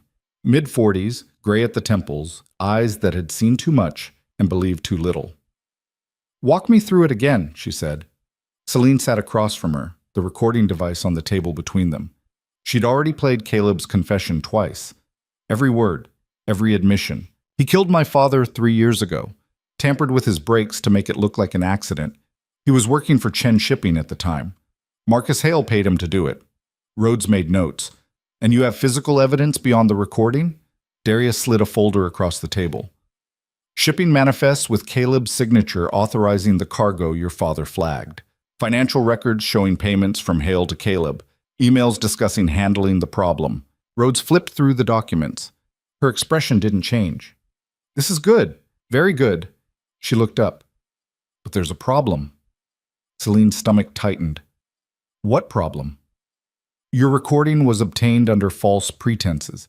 Caleb thought he was having a private conversation with someone he trusted. Depending on how a judge interprets consent laws, this could be inadmissible. He confessed to murder. I understand that. But we need to build a case that holds up in court, which means we need more than just the recording. Rhodes leaned forward. We need witnesses, paper trails. Physical evidence that directly ties Caleb to your father's death. We have the manifest, well, which prove Caleb worked for Chen Shipping. They don't prove he killed anyone. Rhodes softened slightly. Look, I believe you, but belief isn't evidence. We need to connect every dot before we can move on this. Celine felt the room closing in. How long will that take? Weeks? Maybe months. I don't have months. Caleb knows I have the recording. He's going to run. Then we put him under surveillance. Make sure he doesn't leave the country. That's not good enough. Rhodes's expression hardened. It's what we have. Unless you can give me something concrete, physical evidence, another witness, something that proves Caleb committed murder, my hands are tied. Celine looked at Darius. He was already thinking. She could see it in his eyes. What if we could get you that evidence? He asked. Rhodes raised an eyebrow. What kind of evidence? The kind that Caleb would have kept. Insurance, in case Hale ever turned on him. You think Caleb documented the murder? I think Caleb's a narcissist who believes he's smarter than everyone else. People like that keep trophies, proof of what they've done. Where would he keep something like that? Darius pulled out his phone, showed Rhodes a blueprint. His apartment, specifically a safe in his home office. Rhodes studied the image. How did you get this? I own the building. I had the architectural plans pulled this morning. And you think he'd be stupid enough to keep evidence in his own apartment? I think he'd be arrogant enough. Darius looked at Celine. We need to get inside that safe. Rhodes shook her head. Absolutely not. That's breaking and entering. Anything you find would be inadmissible. Not if you find it. I can't get a warrant without probable cause. And right now, all I have is a recording that might not hold up in court. Celine felt something shift in her chest, a decision forming. What if Caleb invited me in? She asked. Everyone turned to look at her. Explain, Rhodes said. Caleb thinks I still want him. He said as much last night before I played the recording. What if I convince him I made a mistake, that I want to reconcile? He'll never believe that, not after what you did. He'll believe it if I'm desperate enough. If I tell him Darius is threatening me, that I need protection. Darius's jaw tightened. Absolutely not. It's the only way. It's suicide. If Caleb suspects for 1 second that you're working with the FBI, he won't. Because I'll give him exactly what he wants. Me, vulnerable, scared, begging. Rhodes leaned back. This is a terrible idea. But it would work. Maybe. If he doesn't kill you first. Celine met her eyes. Then you'll have your murder, and you can arrest him for that one too. The room went silent. Rhodes looked at Darius. You're actually considering this? No, I'm absolutely not considering this. Yes, you are. Celine stood up. Because it's the only play we have. Caleb has evidence somewhere. Evidence that could put him away forever. We need to find it. Not like this. Then how? Wait months while he covers his tracks, while he runs? While my mother... She stopped, forced herself to breathe. While everyone who killed my father gets away with it? Darius's expression was stone. Your mother is a separate problem. No, she's part of the same problem, and I'm not letting any of them walk away. Rhodes stood. I need to make some calls. If, and this is a big if, we move forward with this, you'll be wired, monitored. The second things go wrong, we extract you. Fine. I mean it. The second you feel unsafe, you say the word and we're through the door. What's the word? Mayday. Simple, clear. Celine nodded. Rhodes gathered her files. I'll be back in 2 hours. Don't do anything stupid before then. She left. The moment the door closed, Darius grabbed Celine's arm. We need to talk. He pulled her into the war room, closed the door. This is insane, he said. I know. Caleb is dangerous. If he realizes what you're doing, I'll be careful. Careful isn't good enough. He's killed before. He'll kill again. Not if the FBI is listening. The FBI can't stop a bullet. Celine pulled her arm free. What else am I supposed to do? Wait? Hope? My father's been dead for 3 years. I'm not waiting anymore. Your father wouldn't want you risking your life for this. My father would want justice, and this is how we get it. Darius ran a hand through his hair. The first time she'd seen him look anything less than completely controlled. You don't have to do this alone. We can find another way. There is no other way. You heard Rhodes. Without physical evidence, this case falls apart. Then we find the evidence ourselves. Break into Caleb's apartment when he's not there. And if we get caught, everything we found gets thrown out. Caleb walks, my mother walks, everyone walks. Better than you dying. Why? The word came out sharp, angry. Why do you care if I die? Darius went very still. Because you're my partner. We're not partners. We're business associates trapped in a contract marriage. That's not true. Isn't it? You married me for leverage. I married you for survival. There's no partnership in that. There is now. Celine looked at him, really looked. His face was tight, controlled, but something in his eyes was different, raw. What are you saying? I'm saying... He stopped, started again. I'm saying I don't want you to die, and not just because it would complicate the business. Her breath caught.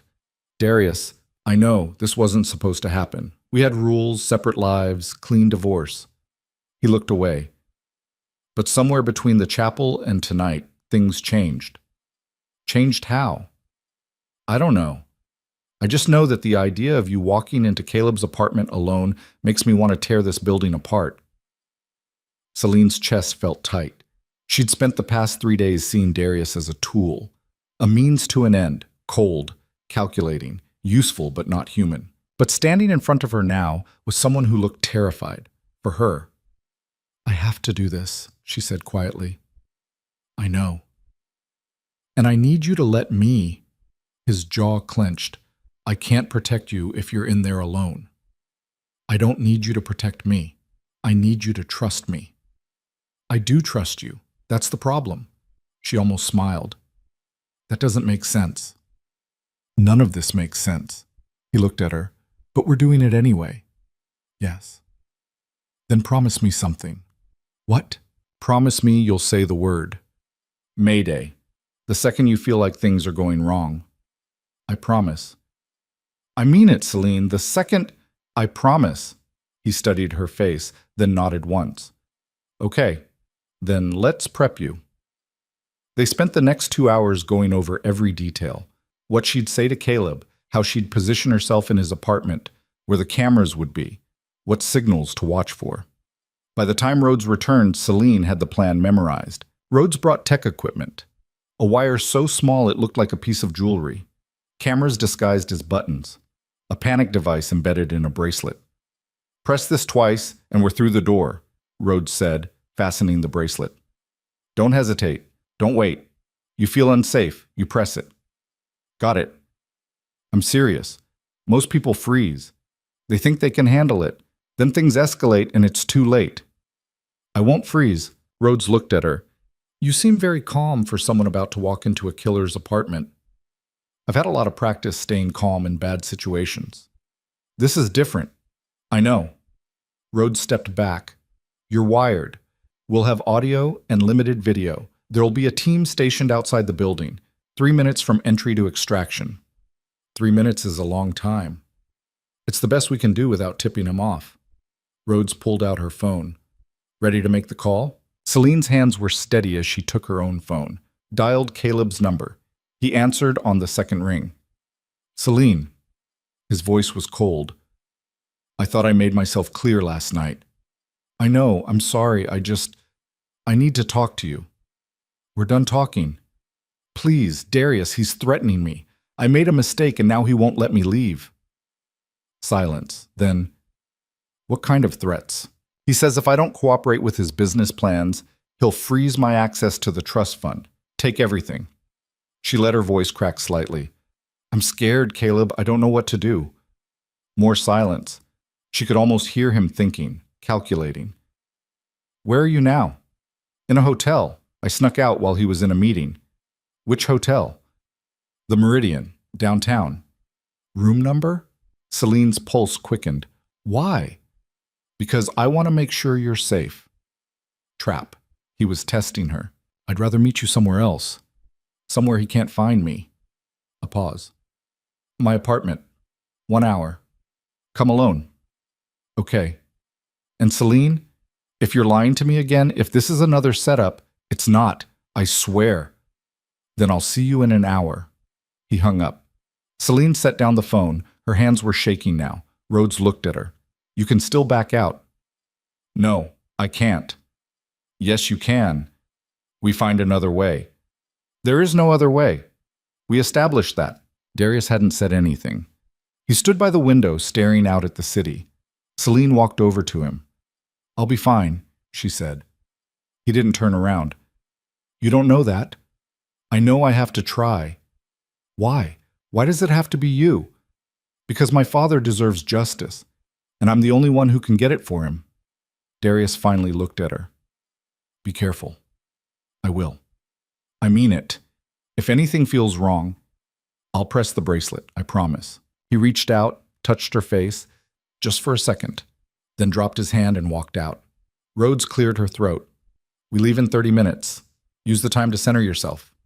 Celine nodded. 30 minutes later, she was in an unmarked FBI van heading downtown. Rhodes sat next to her, checking equipment, testing signals. Audio's clear, video's functional. Backup team is in position. She looked at Celine. Last chance. I'm going in. The van stopped 2 blocks from Caleb's building. We'll be listening the entire time, Rhodes said. Remember, you're there to get him talking, get access to that safe, find evidence, then get out. I remember. And if he tries anything, I press the bracelet. Rhodes handed her an earpiece, smaller than the one she'd used at the wedding. We can communicate through this if needed, but only in emergencies. If Caleb sees you listening to voices, it's over. Celine fitted it into her ear, barely visible. Good luck, Rhodes said. Celine got out of the van, walked the 2 blocks to Caleb's building. Her heart was pounding, sweat forming on her palms. She forced herself to breathe, in through the nose, out through the mouth. The doorman recognized her, smiled. Miss Hartwell, good to see you again. She smiled back. Hi, David. He buzzed her through. She took the elevator to the 15th floor, walked down the hallway to Caleb's apartment, knocked. He opened the door immediately. You came, he said. I said I would. He stepped aside, let her in. The apartment looked the same. Expensive furniture, modern art, everything designed to impress. Caleb closed the door behind her, locked it. Celine's pulse spiked. Drink? He asked. Water's fine. He poured 2 glasses, handed her one. She didn't drink it. So, Caleb said, sitting on the couch, tell me about Darius's threats. Celine sat across from him. Not too close, not too far. He says I signed away control of my father's assets when we got married, that he can freeze my access to everything unless I cooperate. Cooperate how? He wants me to help him expand the shipping network, use my father's contacts, my name. Caleb's expression didn't change. And you don't want to do that. I don't want to be controlled by him or anyone else. Interesting, because 48 hours ago, you seemed pretty determined to destroy me. I was angry, hurt. I overreacted. You recorded our conversation and threatened to give it to the FBI. I know, and I'm sorry. Are you? He leaned forward. Because from where I'm sitting, this feels like another manipulation. Celine met his eyes. I'm not manipulating you. I'm asking for help. Why would I help you after what you did? Because you loved me once, or at least you said you did. I said a lot of things. Were any of them true? Caleb studied her. Some of them. Which ones? He set down his glass. Does it matter? It matters to me. He stood, walked to the window. Celine's hand moved to the bracelet. Ready. You want the truth? Caleb asked. Fine, I'll give you the truth. Her heart hammered. I never loved you, not the way you wanted, but I didn't hate you either. He turned around. You were a means to an end. A very pleasant means, but still just a vehicle to get what I needed. The trust fund. Yes. And my father? His expression went cold. What about him? Did you kill him? Silence. Then Caleb smiled. You're wearing a wire. Celine's blood turned to ice. What? Don't play dumb. It doesn't suit you. He walked toward her, slowly. The FBI contacted me this morning. Told me you might try something like this. Asked if I'd cooperate with a sting operation. The room spun. You're working with them? I'm working with whoever keeps me out of prison. He stopped in front of her. See, here's the thing about that recording you made. It's inadmissible. My lawyers already confirmed it, which means you have nothing. I have the manifests, the financial records, circumstantial, all of it. I worked for Chen Shipping, so what? That doesn't prove I killed anyone. Celine stood. You confessed. In a conversation I believed was private, coerced confession. Won't hold up. The FBI needs physical evidence, which they don't have, which is why they sent you here. He grabbed her wrist, to trick me into giving them something they can actually use. She yanked free. Don't touch me. Or what? You'll scream? Call for help? Your FBI friends are listening. Let them come. I haven't done anything illegal. Rhodes's voice crackled in her ear. Celine, get out. Now. But Celine didn't move, because she saw it. On Caleb's desk, behind him. A photograph. Her father. Younger, smiling, standing next to Caleb. The photo was dated 5 years ago, 2 years before Caleb claimed to have met Celine. You knew him, she whispered. You knew my father before you met me. Caleb's smile widened. Took you long enough to figure that out. This was planned, all of it, from the beginning. Not all of it. I didn't plan on you being so pretty, or so easy to manipulate. He picked up the photograph. Your father and I worked together for 6 months. He was teaching me the shipping business, mentoring me. Celine felt sick. Then why? Because he found out what I was doing, what Hale was doing, and he threatened to expose all of it. Caleb set the photo down. So I made a choice. Him or me. You killed your mentor. I eliminated a threat. There's a difference. And then you came after me. I came after what he left behind. You were just the key to unlock it. Celine's vision blurred. Everything, every moment, every word. It had all been a lie. Caleb had murdered her father, then spent a year seducing his daughter, planning to rob her. All of it calculated, all of it cold. You're a monster, she whispered. I'm a survivor, just like you. He stepped closer. The difference is, I'm better at it. Celine's hand went to the bracelet, pressed twice. Took you long enough, Caleb said. The door exploded open. FBI agents poured in, guns drawn, shouting. Caleb raised his hands, smiling. Gentlemen, ladies, come in. Make yourselves at home. Rhodes grabbed Celine, pulled her back. You okay? Celine couldn't speak. Rhodes turned to Caleb.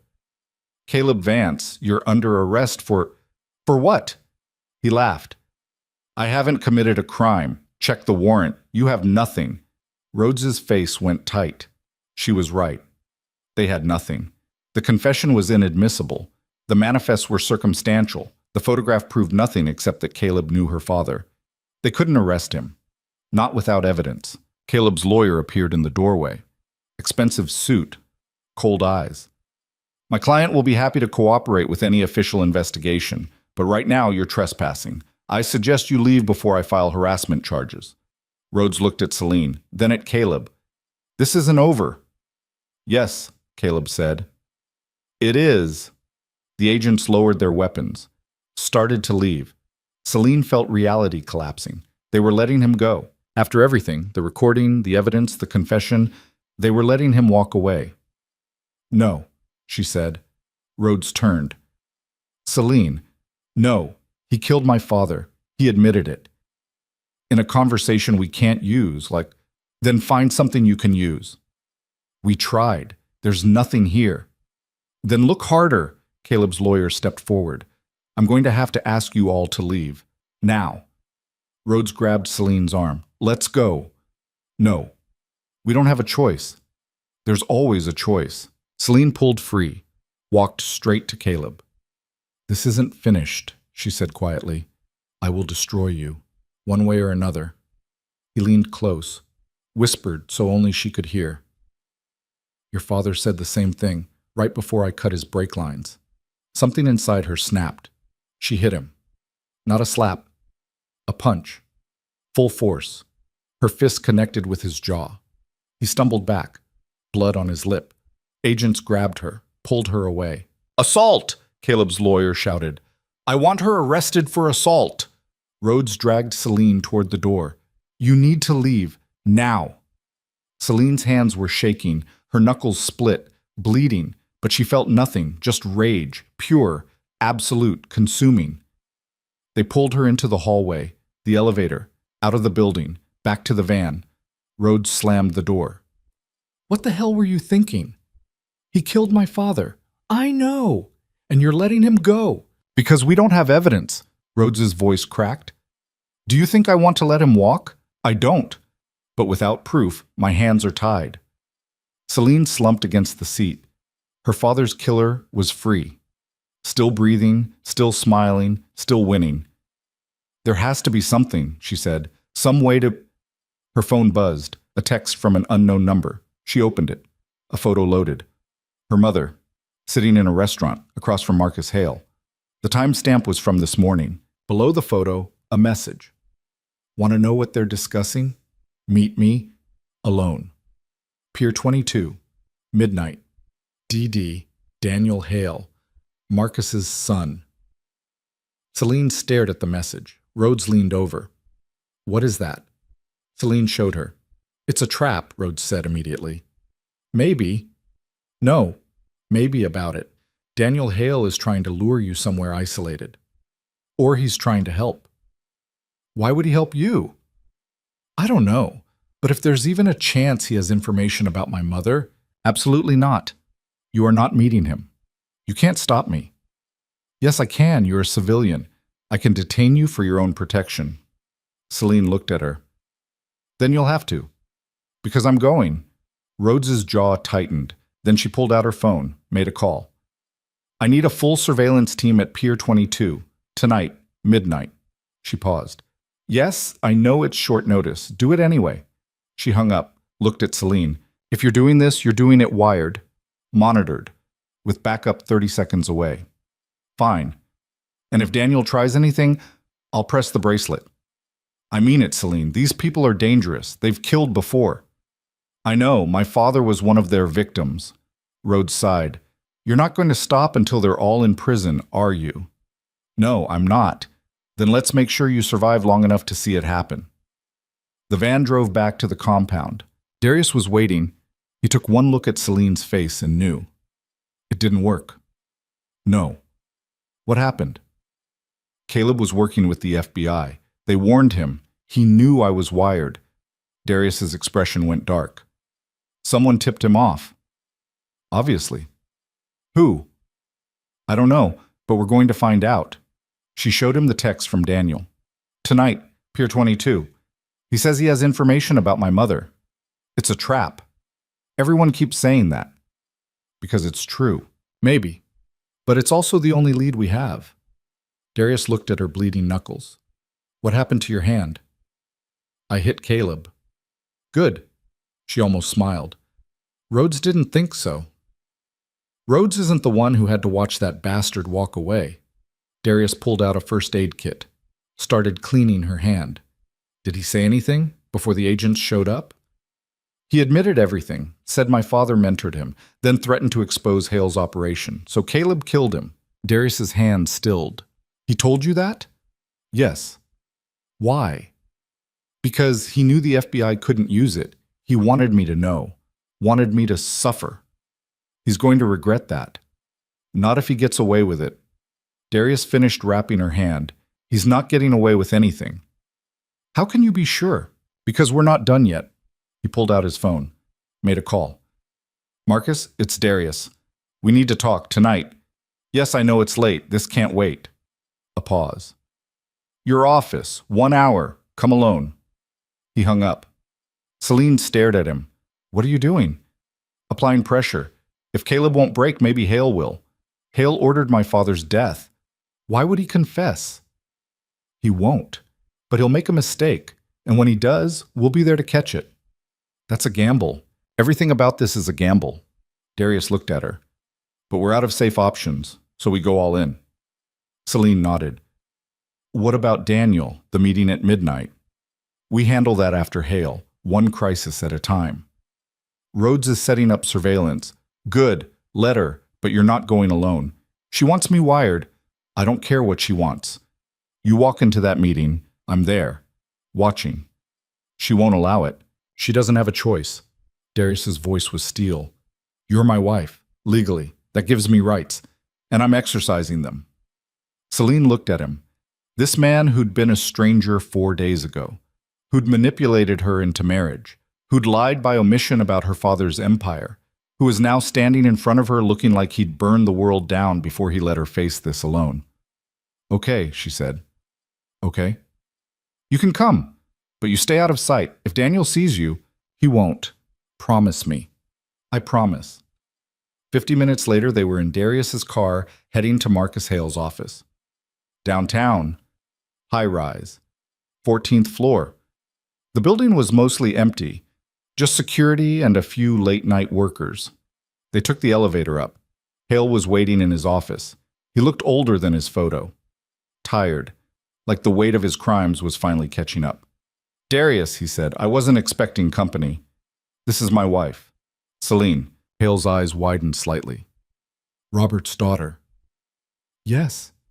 I'm sorry for your loss. Your father was a good man. Don't, Celine said. Her voice was ice. Don't pretend you cared about him.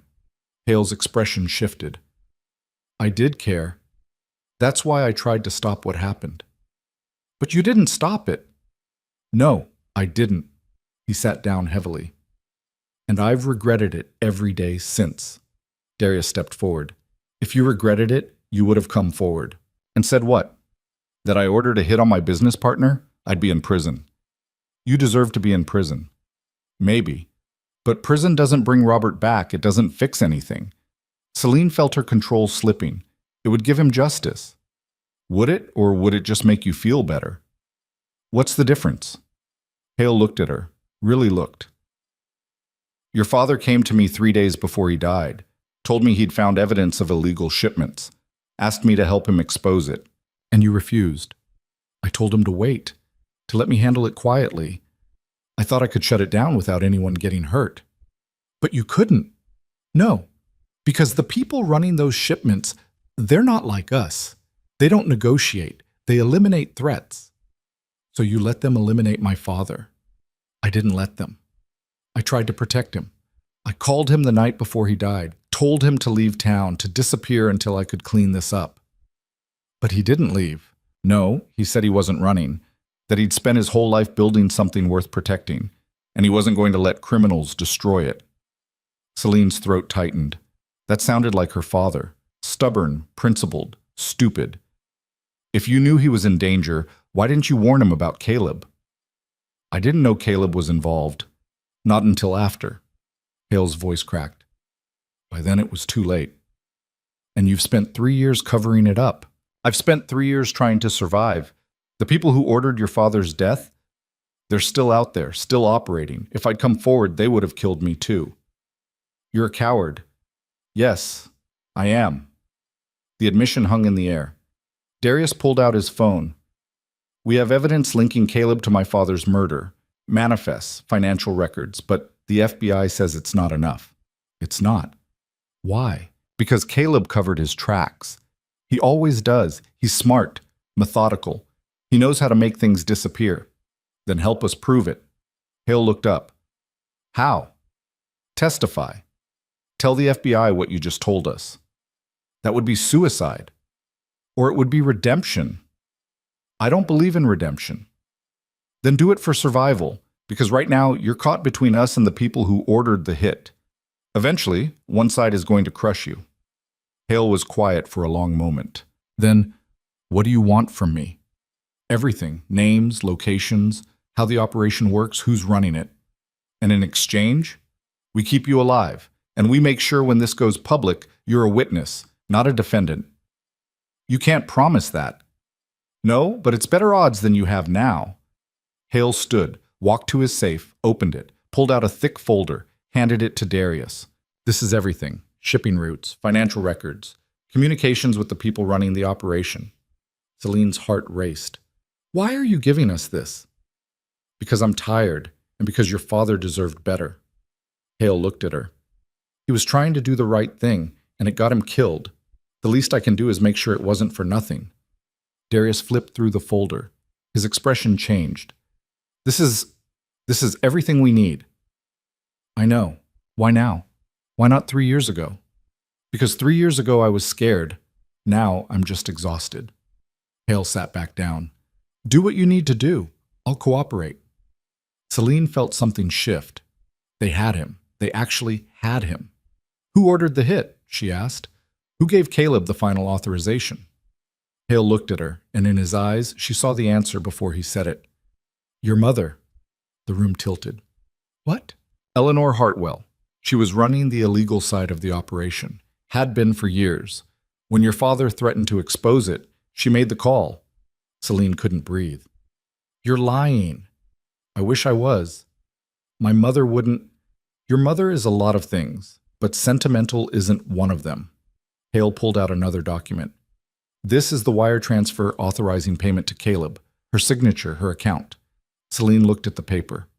Her mother's name, clear as day. The woman who'd raised her, who'd cried at her father's funeral, who'd hugged her and told her everything would be okay, had paid someone to murder her husband. I'm gonna be sick. Darius caught her, held her up. We need to go, he said. Hale nodded. FBI will want to talk to me. Tell them I'm ready. They left, got back in the car. Celine couldn't stop shaking. She killed him. My own mother killed him. I know.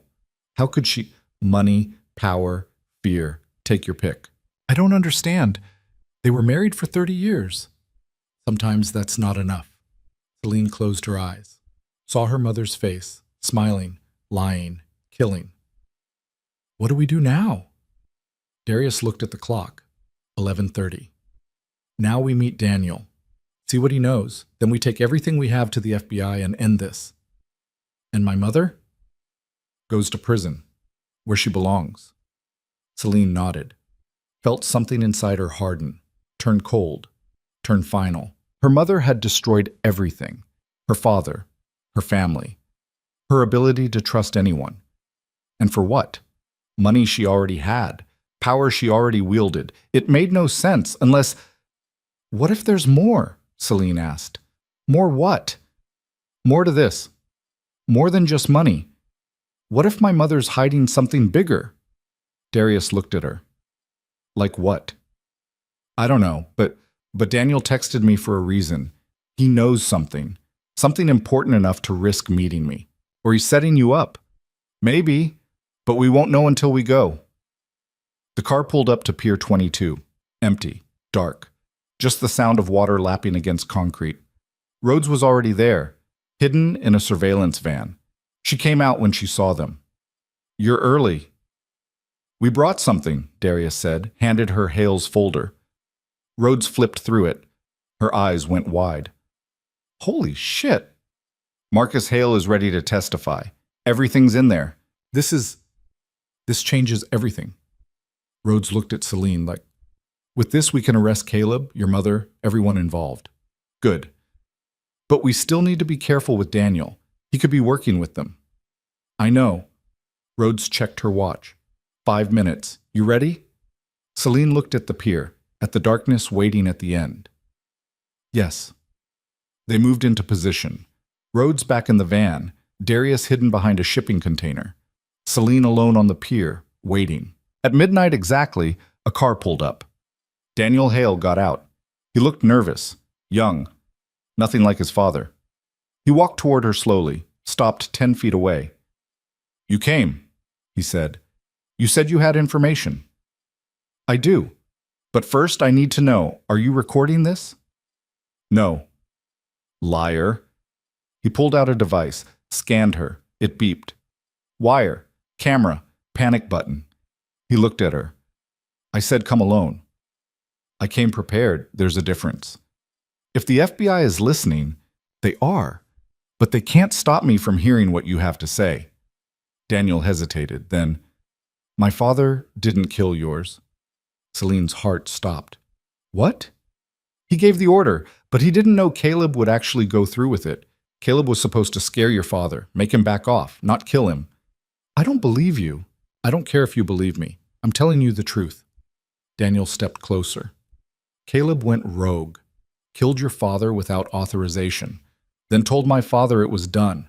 By then, it was too late to take it back. Why are you telling me this? Because your mother knows what Caleb did, and she's planning to kill him before he can testify. The world stopped. What? Tonight, she has people in place. The moment Caleb leaves his apartment, they're going to make it look like an accident. Celine's mind raced. Why would she do that? Because Caleb knows too much. About her, about the operation. If he talks, she goes to prison. Daniel pulled out his phone, showed her a text. This is from one of her guys confirming the hit. It happens in 2 hours. Celine looked at the message. Her mother's name, right there, ordering another murder. We have to warn him, she said.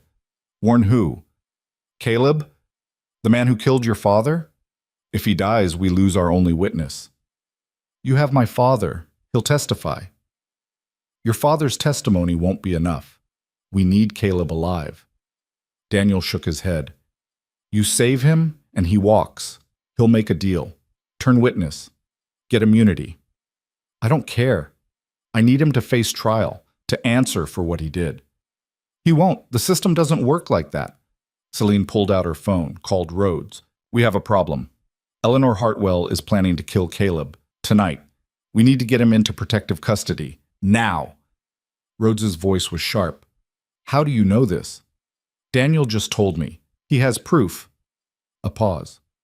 We're on it. Stay where you are. She hung up. Celine looked at Daniel. Why help me? Because my father's dying. Cancer, stage 4. He has maybe 6 months. Daniel's voice cracked. He wants to make things right before he goes. This is how he does it. By betraying my mother? By stopping her. She's a monster. She's been using our family's company to move drugs, weapons. Worse, she's destroyed lives, ruined families. He looked at her. Your father was trying to stop her. That's why she killed him. Celine felt the pieces clicking into place. Her mother hadn't just ordered her father's death for money. She'd done it to protect her empire, an empire built on suffering. What happens now? Celine asked. Now you take what I gave you, what my father gave you, and you burn her empire to the ground. And you? I disappear. Witness protection. New name, new life. That's not justice. No, but it's survival. And right now, that's all I've got. He turned to leave. Daniel. He stopped. Thank you. He nodded once, then got in his car and drove away. Celine stood alone on the pier, processing. Her mother was a murderer, a drug trafficker, a monster. And tonight, Celine was going to take her down. Rhodes appeared out of the darkness. Teams en route to Caleb's apartment. We'll have him in custody within the hour. And my mother? Once we have Caleb's testimony, we'll move on her too. I want to be there. Absolutely not. She's my mother, which is exactly why you can't be there. This is FBI business now. You've done your part. Celine looked at her. My part isn't done until she's in handcuffs. Celine, I need to see it. I need to see her face when she realizes she lost. Rhodes sighed. Fine, but you stay in the van. You don't approach. You don't interfere. Agreed. They drove to Caleb's building. FBI agents were already swarming. Celine watched from the van as they brought him out. He looked scared. Good. He should be scared. Rhodes got confirmation. Subject in custody, moving to safe house. 1 down. Celine's phone buzzed. A text from Darius. They're moving on your mother now. Warehouse district. I'm heading there. She showed Rhodes. That's not the plan, Rhodes said. I don't care. Celine, drive, now, or I'll walk. Rhodes cursed, but she drove.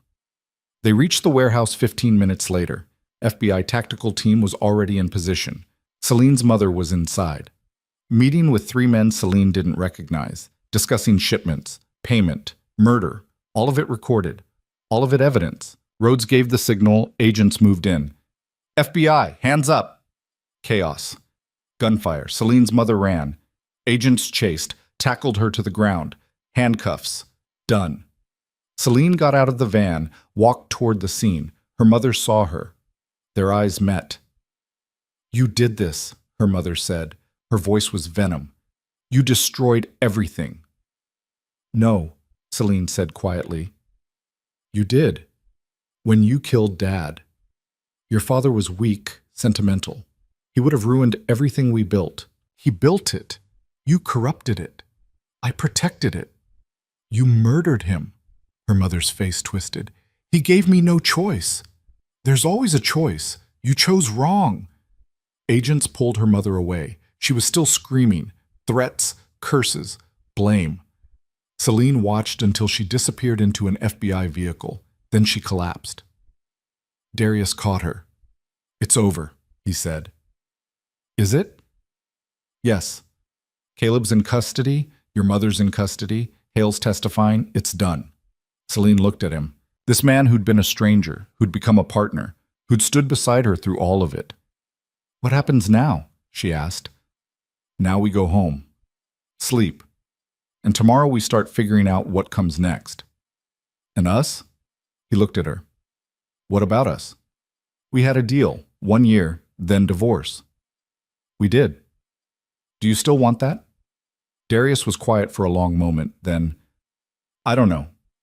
Do you?" Celine looked at the warehouse, at the FBI vehicles, at the empire her father had built that was now half hers, at the man standing beside her who'd helped her destroy the people who'd destroyed her family. "I don't know either," she said. "Then we figure it out. Together." Together. They got in the car, drove back to the compound, and for the first time in 4 days, Celine felt something other than rage. She felt exhausted, but also hopeful. Maybe. The car pulled through the gates. Home. Or something like it. Celine looked at Darius. "Thank you." "For what?" "For not letting me do this alone." He almost smiled. "You're welcome." They got out, walked inside. And somewhere in the darkness, Celine's phone buzzed. One last message. From an unknown number. "You think it's over. It's not. Your mother was just one piece. The real power is still out there. And now they know who you are. Sleep well, Celine. You're going to need it." She stared at the message, showed Darius. His expression went dark. "We need to call Rhodes. Now." But before Celine could dial, the compound's alarms started screaming. Security breach. Someone was inside. Darius grabbed her hand. "Run!" They ran. Celine stood in the war room staring at the photograph of her mother shaking hands with Marcus Hale. The image was time-stamped 3 weeks before her father's death. Her mother wore a cream blazer and that smile she reserved for charity events. Polished, untouchable, fake. "I need to see her," Celine said. Darius looked up from the files spread across the table. "That's a bad idea." "I don't care. She's dangerous, Celine, more dangerous than Caleb, more dangerous than Hale. She's had decades to perfect this." "She's also my mother, and I need to hear her say it." Celine's voice was steady, but her hands were clenched so tight her nails cut into her palms. "I need to look her in the eye and hear her admit she killed him." "And then what?" "Then I decide whether to turn her in or bury her myself." Darius stood, walked around the table until he was directly in front of her. "You're not a killer." "How do you know?" "Because if you were, Caleb would already be dead." She met his eyes. "Maybe I'm just patient." He studied her face for a long moment. Then he pulled out his phone. "I'll arrange the meeting, but I'm coming with you." "No, this is between her and me. She'll have security, lawyers, an exit strategy for every scenario. Then I'll be smarter." "Celine, this isn't negotiable." Her voice went cold. "You've had 3 years to hunt her down. You didn't. Because deep down, you knew what telling me would do, what it would turn me into." She stepped closer. "Well, congratulations. You created exactly what you needed. Someone ruthless enough to finish this. So, let me finish it." Darius's jaw tightened. But he didn't argue. He made the call. 20 minutes later, it was arranged. Her mother would meet her tomorrow. Noon, at the family estate. The house where Celine had grown up, where her father had lived, where her mother had planned his murder. Celine barely slept that night. She lay in the guest room watching the ceiling, her mind replaying every moment from her childhood. Her mother reading to her before bed, teaching her to ride a bike, crying at her high school graduation. All of it real. All of it lies. Both things could be true. That was the part that made her sick. Her mother had loved her, and her mother had killed her father. Not for survival, Not for protection, for profit. At dawn, Celine got up, showered, dressed in black, no jewelry, no makeup beyond what was necessary to look composed. She looked like she was going to a funeral. In a way, she was. Darius was waiting downstairs with coffee and a handgun. "Take it," he said. She looked at the weapon, small, compact, deadly. "I'm not shooting my mother." "Then don't. But if Hale shows up, or if this goes sideways, I want you armed." Celine took the gun, slipped it into her purse. It felt heavier than it should. "The FBI's ready to move on Caleb this afternoon," Darius said. "By tonight, he'll be in custody. Hale will follow within 48 hours. "And my mother?" "That depends on what happens today." Celine nodded. They drove to the estate in silence. The gates opened automatically. Celine's mother had kept her security clearance active. Even now, even after everything, the house looked exactly the same: cream stone facade, manicured gardens, fountain in the circular driveway. Picture perfect. Hollow. Celine got out of the car alone. Darius stayed behind, 1 block away, listening through the wire she wore under her blouse. She walked to the front door. It opened before she could knock. Her mother stood in the doorway. Silk blouse, tailored pants, hair perfectly styled. She looked like she'd just stepped out of a magazine shoot. "Celine, what a surprise." Her mother's smile was warm, practiced. "I heard about your wedding. Quite the spectacle. Can I come in?" "Of course, darling." She stepped aside. "I was just having tea. Join me." Celine walked into the house where she'd spent 18 years of her life. Everything was the same. The furniture, the art, even the smell, lilac and lemon polish. Her mother led her to the sunroom. Tea was already set, 2 cups. She'd been expecting this visit. "Sit," her mother said. "You look exhausted. Marriage to Darius Kwan must be quite taxing." Celine sat. "You know who he is?" "Of course I do. Your father's old partner." Her mother poured tea with steady hands. "I was wondering when he'd make his move. I'm surprised it took him this long." "He's been investigating you." "I know." Her mother added sugar to her cup, stirred. "He's been very thorough, almost admirable. He has evidence, financial records, photos, testimony." "Does he?" Her mother took a sip. "How fascinating." Celine's hands clenched under the table. "You're not even going to deny it." "Deny what, darling?" "That you killed Dad." Her mother set down her teacup, dabbed her lips with a napkin. When she looked up, her expression hadn't changed. "Your father was a good man, but he was also naive. He thought he could build an empire and keep his hands clean. That's not how the world works." Celine's chest tightened. "So you admit it?" "I'm not admitting anything that could be used against me in court. I'm simply having a conversation with my daughter." Her mother leaned back. "You want to know what happened? Fine, I'll tell you. But you need to understand the context. There's no context that justifies murder." "No? Let me paint you a picture." Her mother's voice was calm, almost gentle. "Your father built a shipping empire, legitimate routes, legal cargo. But running a clean operation in a dirty industry? That's expensive. Competitors undercut us. Regulators bled us dry. We were losing money, millions, every quarter. So you started trafficking." "I started being practical. There were people willing to pay premium rates for discreet shipping. I provided that service. Your father never knew. For years it worked perfectly. Until he found out. Until he started asking questions he should have left alone." Her mother's expression hardened. "He found a discrepancy in one of the manifests, started digging, threatened to go to the authorities. Do you understand what that would have done to the business, to our family, to you?" "Don't you dare make this about protecting me." "But it was. Partly." Her mother reached across the table, touched Celine's hand. "If your father had exposed the operation, we would have lost everything.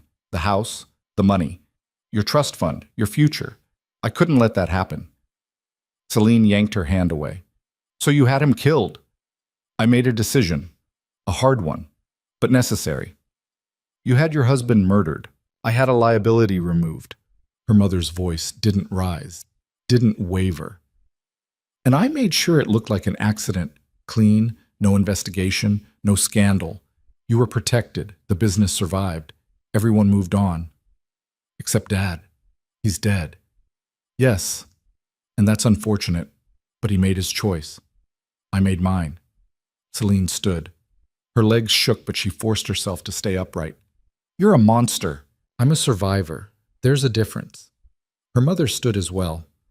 You think you're different. You married a stranger to access your trust fund.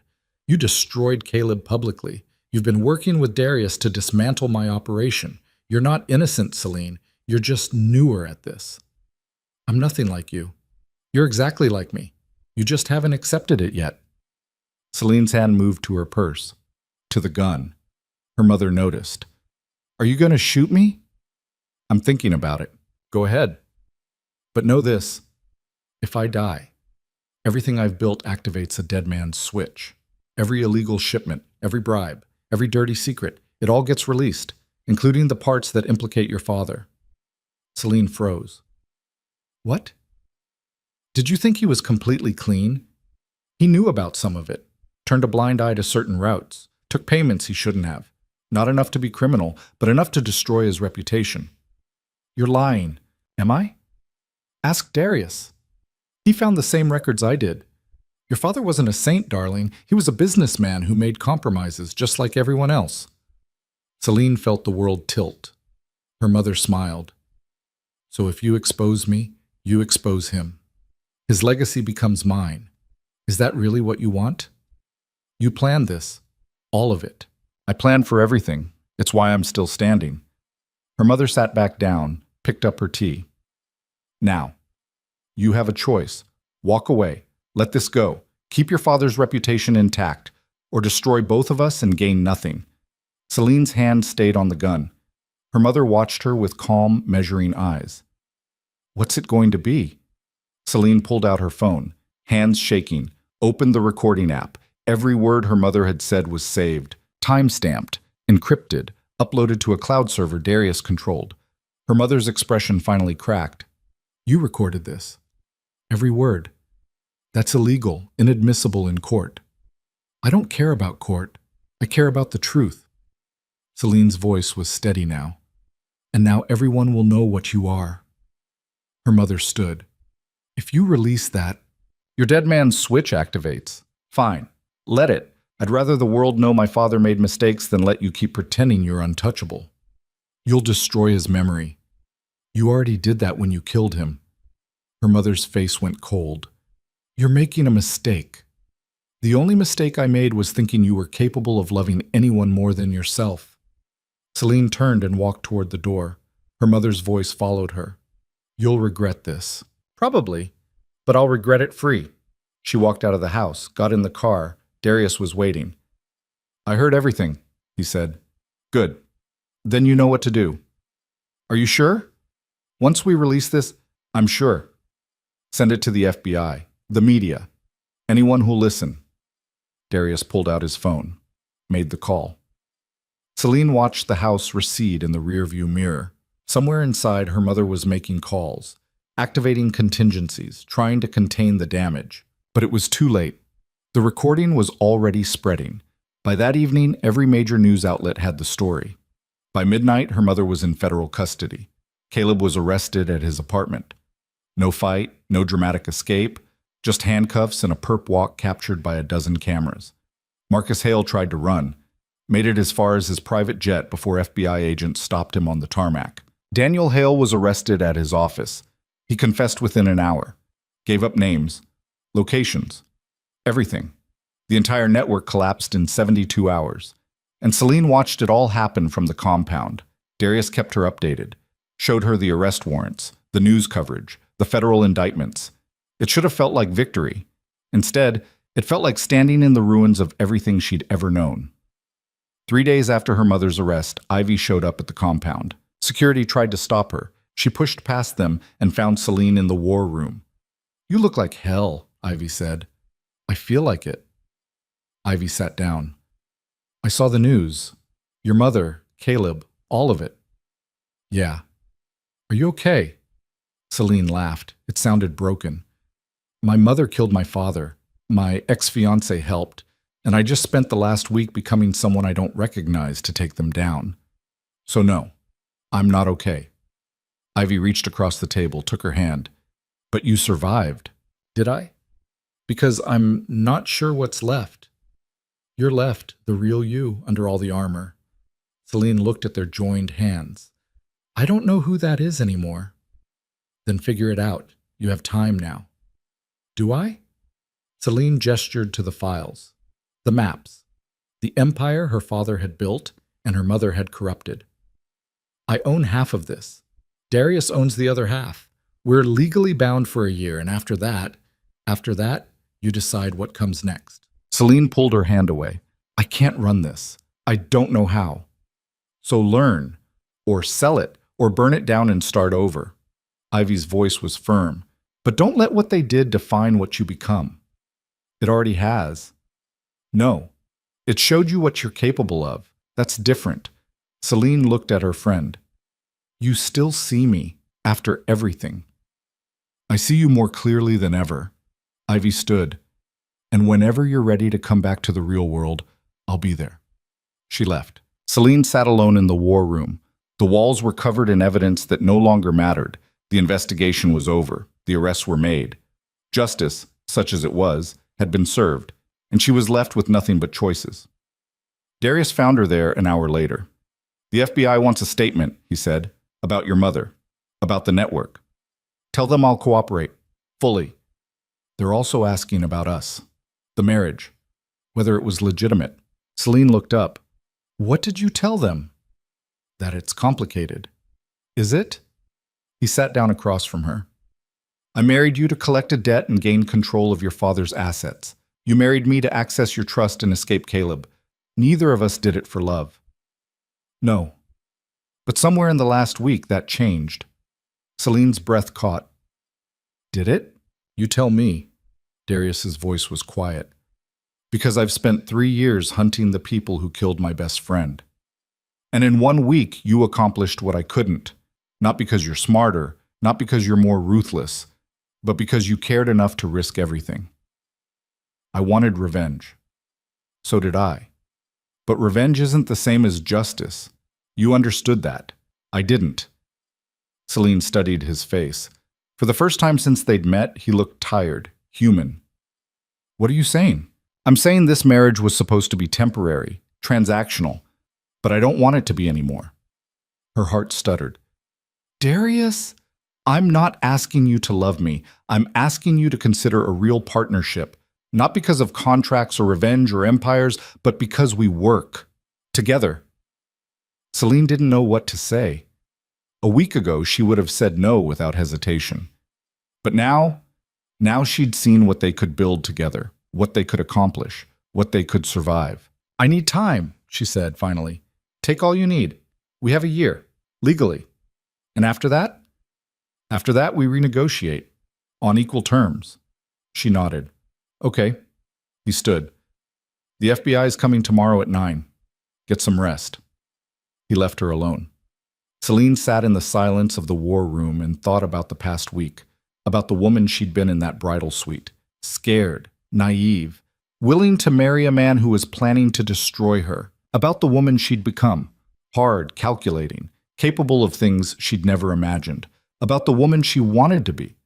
Somewhere between those two versions was the truth, and she had time now to find it. The next morning, she gave her statement to the FBI. Yes, her mother had confessed. Yes, she had evidence. Yes, she would testify. They asked about Caleb, about Hale, about the illegal shipments. She answered every question. When it was over, the lead agent thanked her. You did the right thing, he said. Celine wasn't sure she believed that, but she nodded anyway. 2 weeks later, her mother's trial began. Celine didn't attend. She watched it on the news from the compound, saw her mother in an orange jumpsuit, saw the evidence presented, saw the jury's faces when they heard the recording. Guilty on all counts, 25 years minimum. Her mother would die in prison. Celine turned off the TV, felt nothing. Or maybe she felt everything and had learned to bury it so deep it didn't show anymore. Caleb's trial was shorter. He took a plea deal, 15 years. Eligible for parole in 10. He'd be out before her mother. The irony wasn't lost on Celine. Marcus Hale fought his charges, lost, got 30 years. Daniel Hale cooperated, got 7. The network was dismantled, assets seized, routes shut down. It took 6 months. And when it was over, Celine and Darius were left with the legitimate half, the clean routes, the legal operations, the empire her father had actually built. It was worth about $50 million, split evenly between them. They stood in the war room one last time, looking at the empty walls. "What do you want to do with it?" Darius asked. "I don't know. What do you want?" "I asked you first." Celine smiled. It felt strange on her face, like a muscle she'd forgotten how to use. "I think—" She paused. "I think I want to build something new, something that doesn't have blood on it." "Like what?" "I don't know yet, but I have time to figure it out." Darius nodded. "We both do." "Are you staying?" she asked. "In the marriage or in the business?" "Both." He looked at her, really looked. "Do you want me to?" Celine thought about it, about the year they'd just survived, about the person he'd helped her become, about the partnership they'd forged in blood and betrayal, and something that might eventually resemble trust. "Yes," she said. "I do." "Then I'm staying." They shook hands. It felt formal, businesslike. But when he didn't let go right away, when his thumb brushed across her knuckles in something that might have been affection, Celine felt something shift. Not love, not yet, but possibility. And that was enough. 6 months after that, Celine sold her half of the shipping empire to a legitimate logistics company. She kept $10 million, invested the rest in a foundation supporting families affected by corporate crime. Darius kept his half, ran it clean, transparent. They stayed married. Not because the contract required it, because somewhere in the chaos and the carnage, they'd learned to depend on each other, and then, gradually, to care. 1 year after the wedding that wasn't, Celine stood in front of a mirror in the compound. She didn't look like the woman who'd walked down that aisle in a power suit. She looked older, harder, but also more real. Darius appeared behind her. "The anniversary of our marriage is tomorrow. Legally, we can file for divorce now." "I know." "Do you want to?" Celine turned around, looked at him. This man who'd manipulated her and saved her and shown her exactly what she was capable of. "No," she said. "Do you?" "No." "Then we don't." He smiled, small, genuine. "Just like that?" "Just like that." He kissed her. Not desperate, not performative, just quiet, real. When they pulled apart, Celine rested her forehead against his. "I'm still figuring out who I am," she said quietly. "So am I. And this, us, it's not normal. Normal's overrated." She laughed. "Yeah, it is." They stood like that for a long moment. Then Darius stepped back. "I have something for you." He handed her a folder. She opened it. Inside was a deed to the family estate. "I bought it from the federal auction," he said. "Thought you might want it back."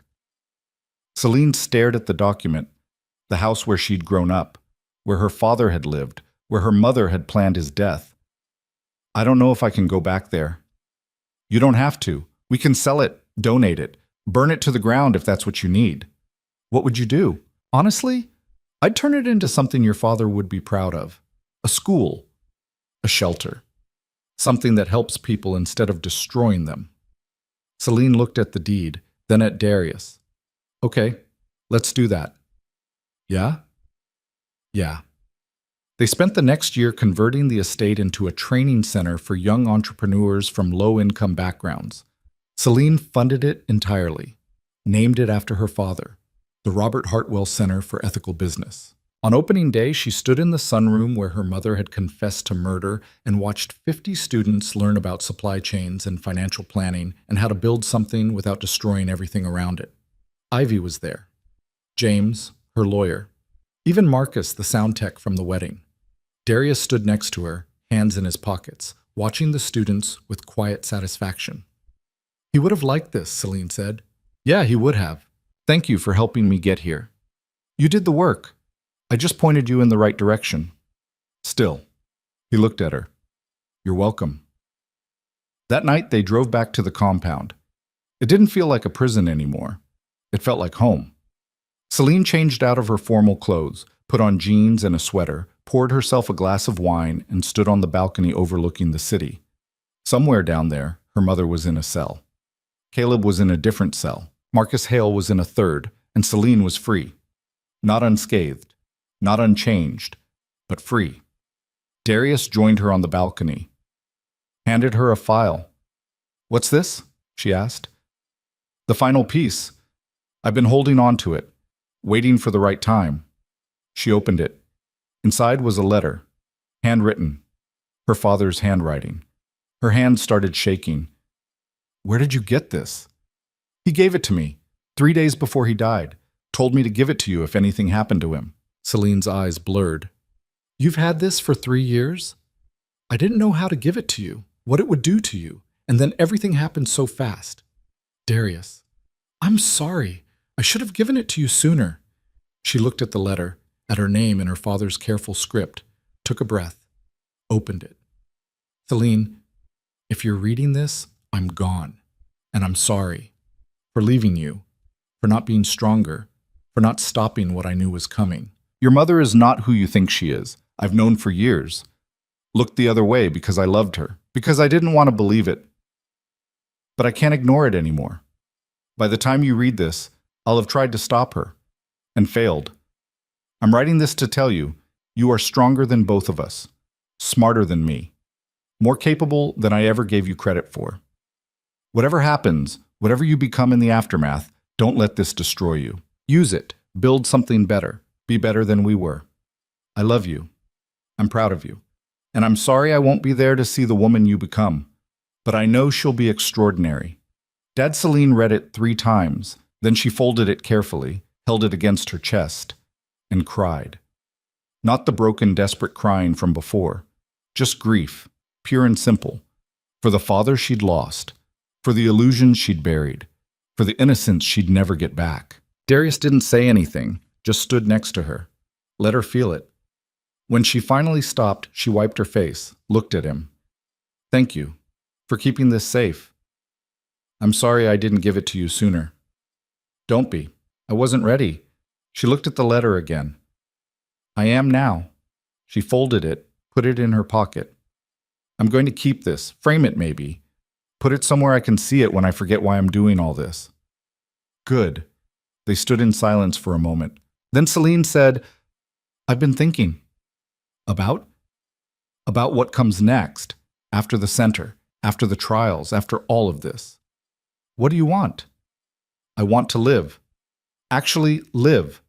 Not just survive, not just fight." She turned to face him. "I want to build something real with you, not because we're bound by a contract, but because we choose it." Darius's expression softened. "I want that too. Even knowing what I'm capable of? Especially knowing that." She smiled. "You're kind of twisted, you know that? So are you. That's why this works." He kissed her. And this time there was nothing calculated about it. No strategy, no manipulation, just 2 people who'd survived hell and decided to build something on the other side. When they pulled apart, Celine looked out at the city. "I'm not the woman I was a year ago." "No, you're not. I'm harder, colder, and stronger, more honest." "Is that enough?" "It's more than enough. It's everything." Celine thought about the woman in the bridal suite, the one who'd believed in fairy tales and happily ever afters. She was gone, dead, buried under a year of betrayal and blood and choices that couldn't be unmade. But in her place was someone else, someone who knew the world was cruel and decided to stand in it anyway. Someone who'd lost everything and built something new from the ruins. Someone who'd learned that survival wasn't about avoiding pain. It was about deciding what you'd endure and what you wouldn't. About drawing lines and defending them. About becoming exactly what you needed to be, even when it cost you everything you thought you were. Celine looked at Darius, at the man who'd shown her the darkest parts of herself and stayed anyway. "I don't know if we're going to make it," she said quietly.